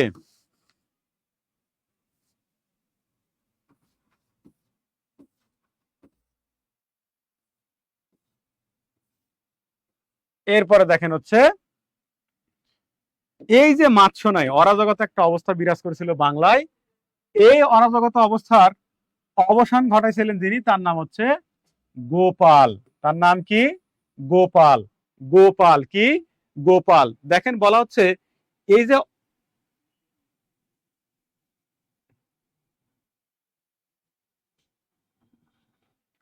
ওইটা শাকিল স্যারকে বলেন, শাকিল স্যার কখন পাঠাবে ভাই ওইটা শাকিল স্যার বলতে পারবেন, আমাকে আপাতত এই বিষয়ে বলে কিছু হবে না। আমি যে আজকে লেকচার শিট পড়াচ্ছি বা পিডিএফ পড়াচ্ছি, এটা আমি আপনাকে পিডিএফ আকারে দিয়ে দিব, আমি কবির ভাইকে বলবো আপনাদেরকে দিয়ে দিবে। বোঝা গেছে? ওকে। দেখেন বলা হচ্ছে মাৎস্যনায় যে শশাঙ্কের মৃত্যুর পরবর্তী 100 বছর সময়কাল, ওই মাৎস্যনায় অরাজকতা বিশৃঙ্খলাপূর্ণ অবস্থা বলা হয়ে থাকে। এই মাৎস্যনায়ের অবসান ঘটান যিনি, তার নাম হচ্ছে গোপাল। তিনি হচ্ছে পাল বংশের প্রতিষ্ঠাতা। কি বংশের প্রতিষ্ঠাতা? পাল বংশের প্রতিষ্ঠাতা। বলা হয় মাৎস্যনায়ের অবসান যিনি ঘটান তিনি হলো গোপাল, তিনি পাল বংশের প্রতিষ্ঠাতা। এই বাংলার দীর্ঘস্থায়ী রাজবংশের নাম হচ্ছে পাল রাজবংশ। এই পাল রাজবংশ প্রায় 400 বছর হচ্ছে রাজত্ব করেছিলেন। এই পাল বংশের প্রতিষ্ঠাতা হচ্ছে গোপাল। আর বাংলায় প্রথম বংশানুক্রমিক শাসক শুরু করে হচ্ছে এই পাল রাজারা। ঠিক আছে? আবার বাংলা ভাষার যে আদি নিদর্শন আছে চর্যাপদ, এটা কিন্তু রচিত হয় কিন্তু হচ্ছে পাল বংশের সময়ে। আবার মহাস্থানগড় পাল বংশের প্রত্নতাত্ত্বিক নিদর্শন আছে না? মহাস্থানগড় পাল বংশের প্রত্নতাত্ত্বিক নিদর্শন। আবার গোপাল কি করেন? এই মৎস্যনায়ের হচ্ছে অবসান ঘটান। অর্থাৎ এই শশাঙ্কের মৃত্যুর পরবর্তী সময় যে মাৎস্যনায় দেখা দিয়েছিল, এই মাৎস্যনায়ের যিনি অবসান ঘটান তিনি হচ্ছে গোপাল, তিনি পাল বংশের প্রতিষ্ঠাতা। ঠিক আছে? এই বাংলায় প্রথম বংশানুক্রমিক শাসক শুরু করে হচ্ছে পাল রাজারা। পাল রাজারা প্রায় 400 বছর শাসন করে, তাকে দীর্ঘস্থায়ী রাজবংশ বলা হয়। ঠিক আছে? আবার বাংলা সাহিত্যের যে আদি নিদর্শন চর্যাপদ, এটা কিন্তু এই পাল আমলে কিন্তু হচ্ছে রচিত হয়েছিল। ঠিক আছে? আচ্ছা, এরপর দেখেন গোপাল তিনি কি করেছিলেন? মাৎস্যনায়ের অবসান ঘটিয়েছিলেন। ঠিক আছে? গোপাল তিনি কি করেছিলেন? মাৎস্যনায়ের অবসান ঘটিয়েছিলেন। ঠিক আছে? ওকে। এরপর দেখেন বলা হচ্ছে ধর্মপাল। এরপরে বলা হচ্ছে কি? ধর্মপাল। দেখেন ধর্মপালকে কি বলা হয়? পাল বংশের শ্রেষ্ঠ রাজা বলা হয়। পাল বংশের শ্রেষ্ঠ রাজা বলা হয়। তিনি কি করেছিলেন? পাহাড়পুরের যে বৌদ্ধ বিহার আছে, নওগাঁ জেলার পাহাড়পুরের যে বিহার আছে না, আমরা বলি পাহাড়পুর বিহার বা বৌদ্ধ বিহার বা সম্পুর বিহার, ওই সম্পুর বিহার নির্মাণ করেন। এটা হচ্ছে 8ম শতকে। অর্থাৎ এই ধর্মপাল এই পাহাড়পুর বৌদ্ধ বিহার বা সম্পুর বিহার নির্মাণ করেছিলেন 8ম শতকে। এটা নওগাঁ জেলার বদলগাছি স্থানে অবস্থিত। বলা হয়ে থাকে এই প্রাচীনকালে এই পাহাড়পুর বৌদ্ধবিহার বা সম্পুর বিহার একটা বৌদ্ধ বিশ্ববিদ্যালয় ছিল। বিভিন্ন দেশ থেকে বৌদ্ধ ভিক্ষুকরা এখানে বৌদ্ধ জ্ঞান শিক্ষা লাভ করতে আসতো। ঠিক আছে? তো দেখেন এরপরে বলা হচ্ছে রামপাল। এরপরে বলা হচ্ছে কি? রামপাল। বলা হয় পাল বংশের সর্বশেষ শক্তিশালী রাজা, পাল বংশের সর্বশেষ সর্বশেষ শক্তিশালী রাজা, শক্তিশালী রাজার নাম হচ্ছে এই রামপাল। পাল বংশের সর্বশেষ শক্তিশালী রাজার নাম হচ্ছে রামপাল। বলা হয় কৈবর্ত রাজ দিব্য। এই দিব্যর সাথে এই রামপালের একটা বিদ্রোহ হয় বরেন্দ্র অঞ্চলে। কারণ পাল রাজারা তো বরেন্দ্র অঞ্চলের রাজা ছিল। তো ওই পাল রাজা রামপালের সাথে কৈবর্ত রাজ দিব্যর একটা বিদ্রোহ হয়, ওটাকে বলা হচ্ছে বরেন্দ্র বিদ্রোহ। কি বিদ্রোহ? বরেন্দ্র বিদ্রোহ। এই বরেন্দ্র বিদ্রোহ সংঘটিত হয়েছিল রামপালের শাসনামলে। এই বিদ্রোহে রামপাল হচ্ছে কি করে? জয়লাভ করে। এই বিদ্রোহে রামপাল হচ্ছে জয়লাভ করার, কৈবর্তরাজ দিব্য হচ্ছে পরাজিত হয়। ঠিক আছে? বলা হয় পাল বংশের সর্বশেষ শক্তিশালী রাজা রামপাল, তার সময় এই বরেন্দ্র অঞ্চলে বরেন্দ্র বিদ্রোহ সংঘটিত হয়। এই বিদ্রোহে রামপাল জয়লাভ করে। তো রামপালের যিনি সভাকবি তার নাম সন্ধ্যাকর নন্দী। তার নাম কি? সন্ধ্যাকর নন্দী। এই সন্ধ্যাকর নন্দী একটা বিখ্যাত গ্রন্থ রচনা করলেন। অর্থাৎ এই যে রামপালের যে সভাকবি ছিলেন সন্ধ্যাকর নন্দী, এই সন্ধ্যাকর নন্দী রামপালের সভাকবি। এই সন্ধ্যাকর নন্দী একটা বিখ্যাত গ্রন্থ রচনা করেছিলেন, রামপালের আত্মজীবনীমূলক গ্রন্থ। ওই গ্রন্থের নাম হচ্ছে রামচরিত। প্রশ্ন হয় রামচরিত কার লেখা? প্রশ্ন হয় রামচরিত কার লেখা? এই রামচরিত গ্রন্থটি লিখছিল হচ্ছে কে লিখছিল? কে লিখছিল? এই রামচরিত গ্রন্থটি লিখছিল হচ্ছে এই সন্ধ্যাকর নন্দী। কে ছিল সন্ধ্যাকর নন্দী? রামপালের সভাকবি ছিল। ঠিক আছে? রামপালের সভাকবি ছিল। তিনি রামপাল রাজত্বকে অবলম্বন করে রাজত্বকালকে নিয়ে একটা বিখ্যাত গ্রন্থ রচনা করলেন, আত্মজীবনীমূলক গ্রন্থ, ওইটার নামই কিন্তু হচ্ছে রামচরিত। তাহলে পাল বংশ একবার রিভাইজ দিই। প্রতিষ্ঠাতা গোপাল, শ্রেষ্ঠ রাজা হচ্ছে ধর্মপাল। এই ধর্মপাল পাহাড়পুর বৌদ্ধবিহার বা সম্পুর বিহার নির্মাণ করে অষ্টম শতকে, ঠিক আছে। এরপর রামপাল ছিল পাল বংশের সর্বশেষ শক্তিশালী রাজা। তার সময় বরেন্দ্র অঞ্চলে বরেন্দ্র বিদ্রোহ দেখা দেয় কৈবর্তরাজ দিব্যর সাথে। এই যুদ্ধে রামপাল জয়লাভ করে এবং কৈবর্তরাজ দিব্য হচ্ছে পরাজয় বরণ করে, ঠিক আছে। তো রামপালের যিনি সভাকবি ছিলেন তার নাম হচ্ছে সন্ধ্যাকর নন্দী। ওই সন্ধ্যাকর নন্দী কি করেছিলেন, একটা বিখ্যাত গ্রন্থ রচনা করেছিলেন, রামপালের আত্মজীবনীমূলক গ্রন্থ। ওই গ্রন্থটার নাম হচ্ছে রামচরিত। প্রশ্ন হয় রামচরিত গ্রন্থটি হচ্ছে কার লেখা? রামচরিত গ্রন্থটি হচ্ছে কার লেখা? এই সন্ধ্যাকর নন্দীর। এরপর দেখেন এই পাল বংশের যিনি শেষ রাজা তার নাম হচ্ছে মদন পাল। তার নাম কি? মদন পাল। এই পাল বংশের শেষ রাজা হচ্ছে মদন পাল। বলা হয়ে থাকে পাল রাজাদের প্রায় 17টা রাজার নাম পাওয়া যায়, তার মধ্যে সর্বশেষ শাসক ছিল হচ্ছে এই মদন পাল, ঠিক আছে। পাল বংশের সর্বশেষ রাজা হচ্ছে মদন পাল। আর রামসাগর দিঘি হচ্ছে দিনাজপুর জেলায় অবস্থিত। এই পর্যন্ত বোঝা গেলে কাইন্ডলি একটু বলবেন সবাই। এই পর্যন্ত বোঝা গেলে কাইন্ডলি একটু বলবেন সবাই। শেষ রাজা মদন পাল।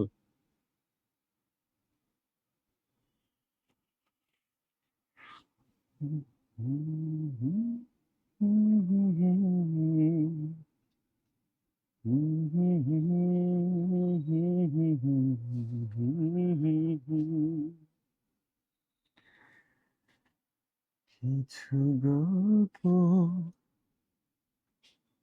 খুব আড়ালে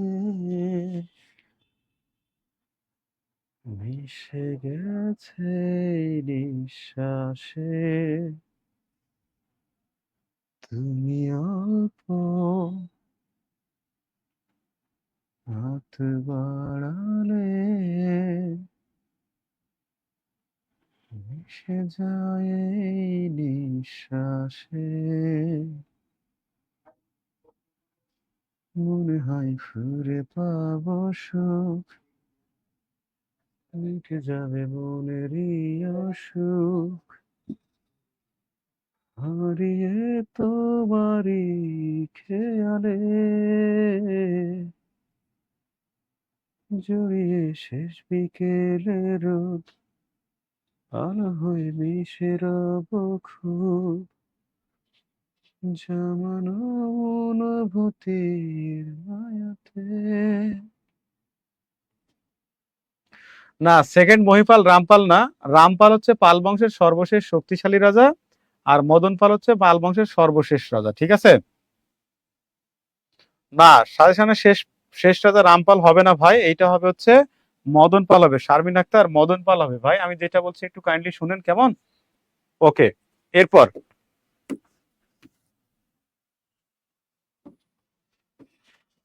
আমরা চলে যাব হচ্ছে সেন বংশ।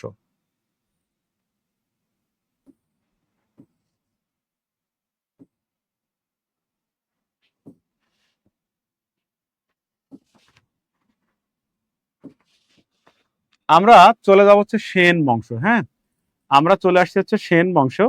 দেখেন এই সেন বংশের প্রতিষ্ঠাতা কিন্তু হচ্ছে হেমন্ত সেন। সেন বংশের প্রতিষ্ঠাতাকে সেন বংশ, এই সেন বংশের প্রতিষ্ঠাতা হেমন্ত সেন, ঠিক আছে। আর শ্রেষ্ঠ রাজা বলা হয় বিজয় সেনকে, অর্থাৎ এই হেমন্ত সেনের পুত্র হচ্ছে বিজয় সেন, তাকে শ্রেষ্ঠ রাজা বলা হয়। কার শাসনামলে বাংলা সর্বপ্রথম একক শাসনাধীনে ছিল, সেটা হচ্ছে বিজয় সেনের। যার কারণে কিন্তু বিজয় সেনকে কি বলা হয়? শ্রেষ্ঠ রাজা কিন্তু হচ্ছে বলা হয়, ঠিক আছে, শ্রেষ্ঠ রাজা বলা হয়। ওকে, তাহলে সেন বংশের প্রতিষ্ঠাতা হেমন্ত সেন, শ্রেষ্ঠ রাজা বলা হয় কাকে? বিজয় সেনকে। এরপরে দেখেন বলা হচ্ছে বল্লাল সেন। হ্যাঁ, বল্লাল সেন। এই বল্লাল সেন বলা হয় শিক্ষিত রাজা। বল্লাল সেনকে কি বলা হয়? শিক্ষিত রাজা বলা হয়। সেনদের মধ্যে সবচেয়ে বেশি শিক্ষিত ছিল এই বল্লাল সেন। এই বল্লাল সেন বল্লাল সেন কি করেছিলেন? দুইটা বিখ্যাত গ্রন্থ রচনা করেছিলেন। গ্রন্থ, একটা হচ্ছে দান সাগর আর একটা হচ্ছে অদ্ভুত সাগর। অদ্ভুত সাগর। প্রশ্ন হয় দান সাগর অদ্ভুত সাগর কার লেখা? এই বল্লাল সেনের বিখ্যাত দুইটা গ্রন্থের নাম হচ্ছে, সামন্ত সেন ছিলেন হচ্ছে ওই হেমন্ত সেনের পিতা, সামন্ত সেন হেমন্ত সেনের পিতা ছিলেন। হ্যাঁ, দেখেন বলা হচ্ছে বল্লাল সেনের বিখ্যাত দুইটা গ্রন্থের নাম হচ্ছে দান সাগর এবং অদ্ভুত সাগর।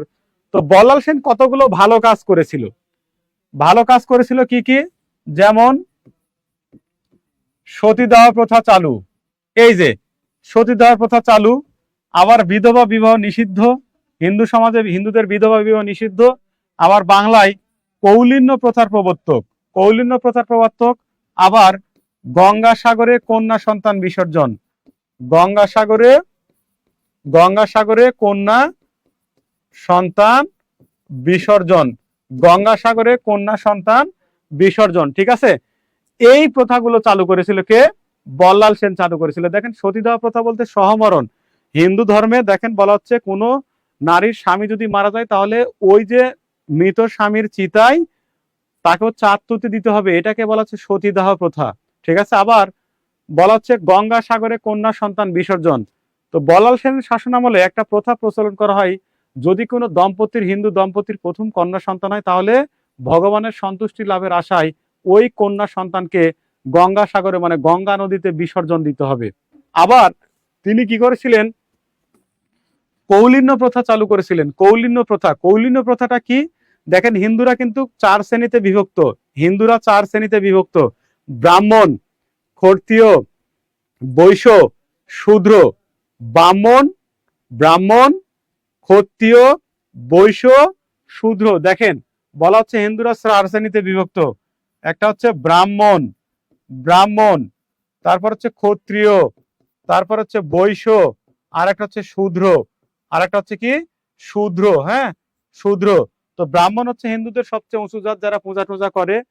ক্ষত্রিয় যারা সামরিক বাহিনীতে জব করে তাদেরকে বলে ক্ষত্রিয় বলা হয়, এটা যুক্তক্ষ। হ্যাঁ, ক্ষত্রিয়। ঠিক আছে, ক্ষত্রিয়, ক্ষত্রিয়। হ্যাঁ, আর একটা বলা হচ্ছে কি বৈশ্য, তারা ব্যবসা বাণিজ্য করতো।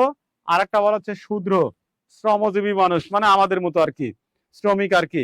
ঠিক আছে, তো এই যে দেখেন এই রাজা বল্লাল সেনের শাসনামলে এই যে ব্রাহ্মণরা কি করলো, এই ব্রাহ্মণ যুবকদের বলা হয় কুলীন বলা হয়। ব্রাহ্মণ যুবকদের কি বলা হয়? কুলীন বলা হয়, কুলীন। ওই কুলীনরা একটা মতবাদ প্রচার করলো, যদি কোনো হিন্দু সমাজে কোনো নারী, কোনো হিন্দু নারী এই ব্রাহ্মণ কুলীনদেরকে বিয়ে করে, ওই নারী তো স্বর্গ লাভ করবে, সাথে সাথে তার 14 গোষ্ঠী স্বর্গ লাভ করবে। এই মতবাদ প্রচার যখন করে তখন কি করে, ওই যে বাকি 3 শ্রেণীর যে লোক ছিল ক্ষত্রিয়, বৈশ্য, শূদ্র, ওই 3 শ্রেণীর লোকেরা তাদের মেয়েদেরকে এই ব্রাহ্মণ কুলীনদের সাথে বিয়ে দেওয়ার জন্য মরিয়া হয়ে ওঠে। অর্থাৎ এই ব্রাহ্মণ কুলীনদের সাথে এই যে বাকি 3 শ্রেণীর লোকদের মেয়েদের যে বিয়ে হয়, এটাকে বলা হচ্ছে কৌলিন্য প্রথা। ঠিক আছে, কৌলিন্য প্রথা, বোঝা গেছে? অর্থাৎ এই ব্রাহ্মণ কুলীনদের সাথে এই যে বাকি 3 শ্রেণীর লোকদের মেয়েদের যে বিয়েটা হয়, মেয়েদের এই বাকি 3 শ্রেণীর মেয়েদের যে বিয়েটা হয় ওটাকে বলা হয় কৌলিন্য প্রথা বলা হয়। ঠিক আছে, তো এই ব্রাহ্মণ কুলীনরা কি করতো, বিয়ে একাধিক বিয়ে করতো, তারা একাধিক বিয়ে করতে পারতো এবং এক শ্বশুর বাড়ি থেকে আরেক শ্বশুর বাড়ি ঘুরে খাইতো। ওই বাকি 3 শ্রেণীর লোকেরা কি করতো, তাদের জমি জমা বন্ধক রেখে বিক্রি করে মেয়েকে বিয়ে দিত ওই ব্রাহ্মণ কুলীনদের সাথে স্বর্গ লাভের আশায়। ঠিক আছে, স্বর্গ লাভের আশায় বিয়ে দিত। এই জঘন্য প্রথাও চালু করেছিল হচ্ছে বল্লাল সেন। বোঝা গেছে? এবং বিয়ের পর মেয়ে তার মা বাবার কাছেই থাকবে, মা বাবার বাড়িতে থাকবে এবং সম্পূর্ণ খরচ কিন্তু করছে ওই মেয়ের ভরণ পোষণ সম্পূর্ণ তার মা বাবাকে কিন্তু দিতে হবে। কিন্তু একটা কাজ হবে, ওই যে মেয়ে স্বর্গ লাভ করবে, মেয়ের মা বাবা স্বর্গ লাভ করবে, এই আশায় মেয়ের মা বাবা হচ্ছে কি করেছিল,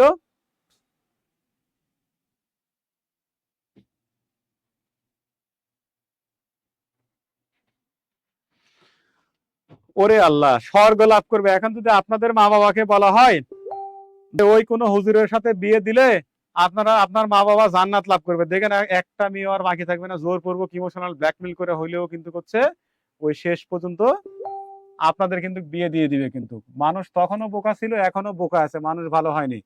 আচ্ছা স্যার, সামন্ত সেন দেওয়া আছে প্রতিষ্ঠাতা, ওই জর্জে হবে না ভাই, এটা হেমন্ত সেন হবে। হ্যাঁ, হেমন্ত সেন হবে। বলা হয় সেন বংশের প্রথম রাজা সামন্ত সেন, কিন্তু সেন বংশের প্রতিষ্ঠাতা সেটাকে বলা হচ্ছে এই হেমন্ত সেনকে।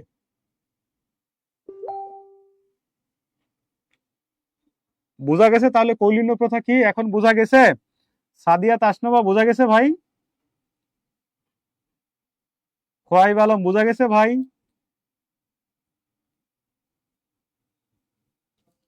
এই বুঝতে পারছেন আপনারা?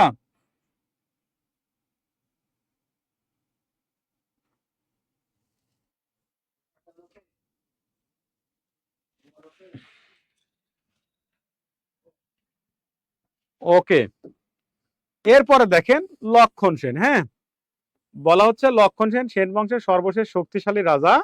এই লক্ষণ সেন তিনি হচ্ছে বল্লাল সেনের পুত্র। ঠিক আছে, দেখেন সেন বংশের সর্বশেষ শক্তিশালী রাজা এই লক্ষণ সেন। ঠিক আছে, লক্ষণ সেনের রাজধানী ছিল গৌড়। গৌড়, ঠিক আছে, এটা গৌড় না দিয়ে এখানে আমরা বলবো বিক্রমপুর। তার দুইটা রাজধানী ছিল, একটা হচ্ছে বিক্রমপুর, একটা হচ্ছে নদিয়া। নদিয়া বলতে বর্তমানে কুষ্টিয়াকে বোঝায়। কাকে বোঝায়? কুষ্টিয়ার। বিক্রমপুর হচ্ছে নরসিংদী। বিক্রমপুর কোথায়? নরসিংদী। তাহলে লক্ষণ সেনের রাজধানী ছিল দুইটা। ঠিক আছে, তো এই গৌড়েশ্বর উপাধি ছিল লক্ষণ সেনের। সেন বংশের অবসান হচ্ছে 1204 সালে।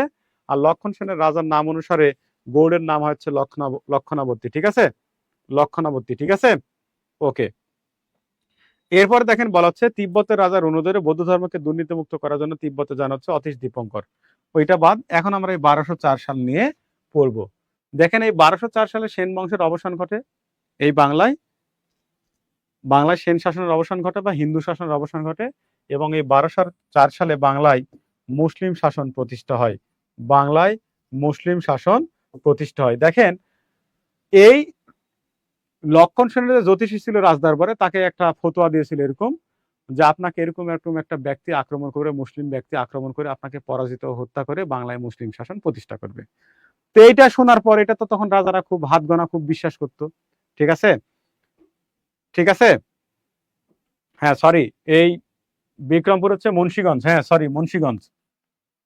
ওয়ারি বটেশ্বর হচ্ছে নরসিংদী। হ্যাঁ, এটা হচ্ছে মুন্সিগঞ্জ। মুন্সিগঞ্জ, থ্যাংক ইউ ভাই, মুন্সিগঞ্জ। ওকে, তো এই লক্ষণ সেনের যে জ্যোতিষী এই কথাগুলো বললো, তাকে আক্রমণ করবে এরকম একটা মুসলিম ব্যক্তি, মানে ভবিষ্যৎবাণী করলো।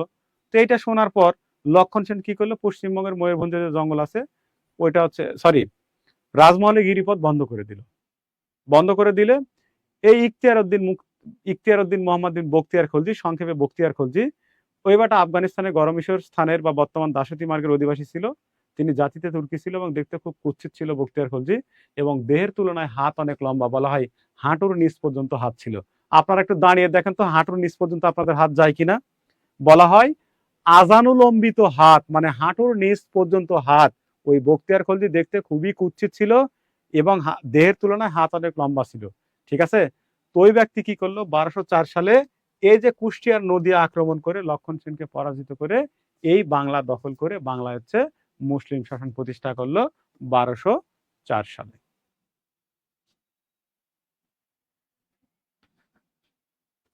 রসন, হ্যাঁ, সেন বংশের শেষ রাজা ছিলেন কেশব সেন, আর সর্বশেষ শক্তিশালী রাজা লক্ষণ সেন। হ্যাঁ, ওই লক্ষণ সেনের পুত্র ছিল কেশব সেন।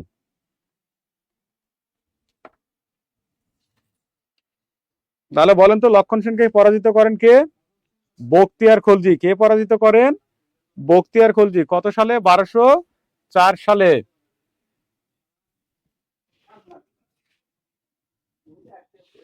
পড়া হয়েছে ভাই? দেখেন তো এই পর্যন্ত হয়েছে, বুঝতে পারছেন? বুঝতে পারছেন?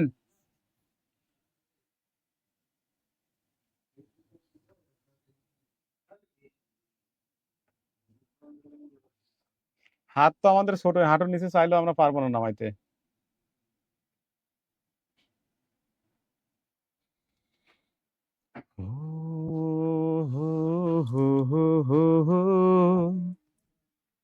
বখতিয়ার খলজি, মাহমুদা রহমান, থ্যাংক ইউ ভাই।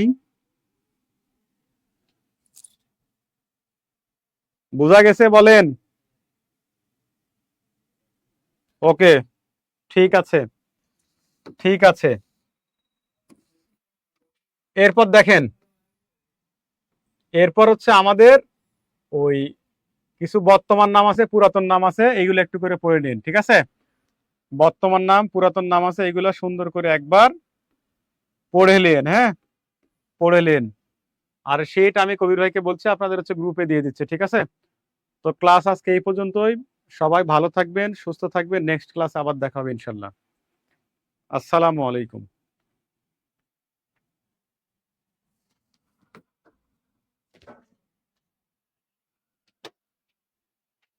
ভাইয়া ওদেরকে শীটটা দিয়ে দিন, হ্যাঁ।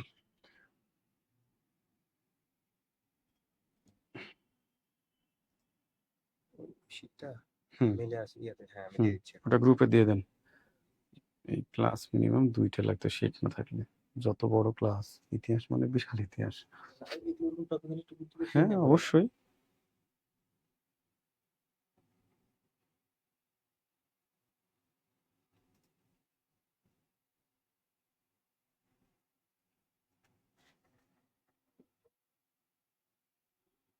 রেকর্ডিং দিয়েছিলাম তো, তাই না? হ্যাঁ। প্রোডাকশন হবে। হুম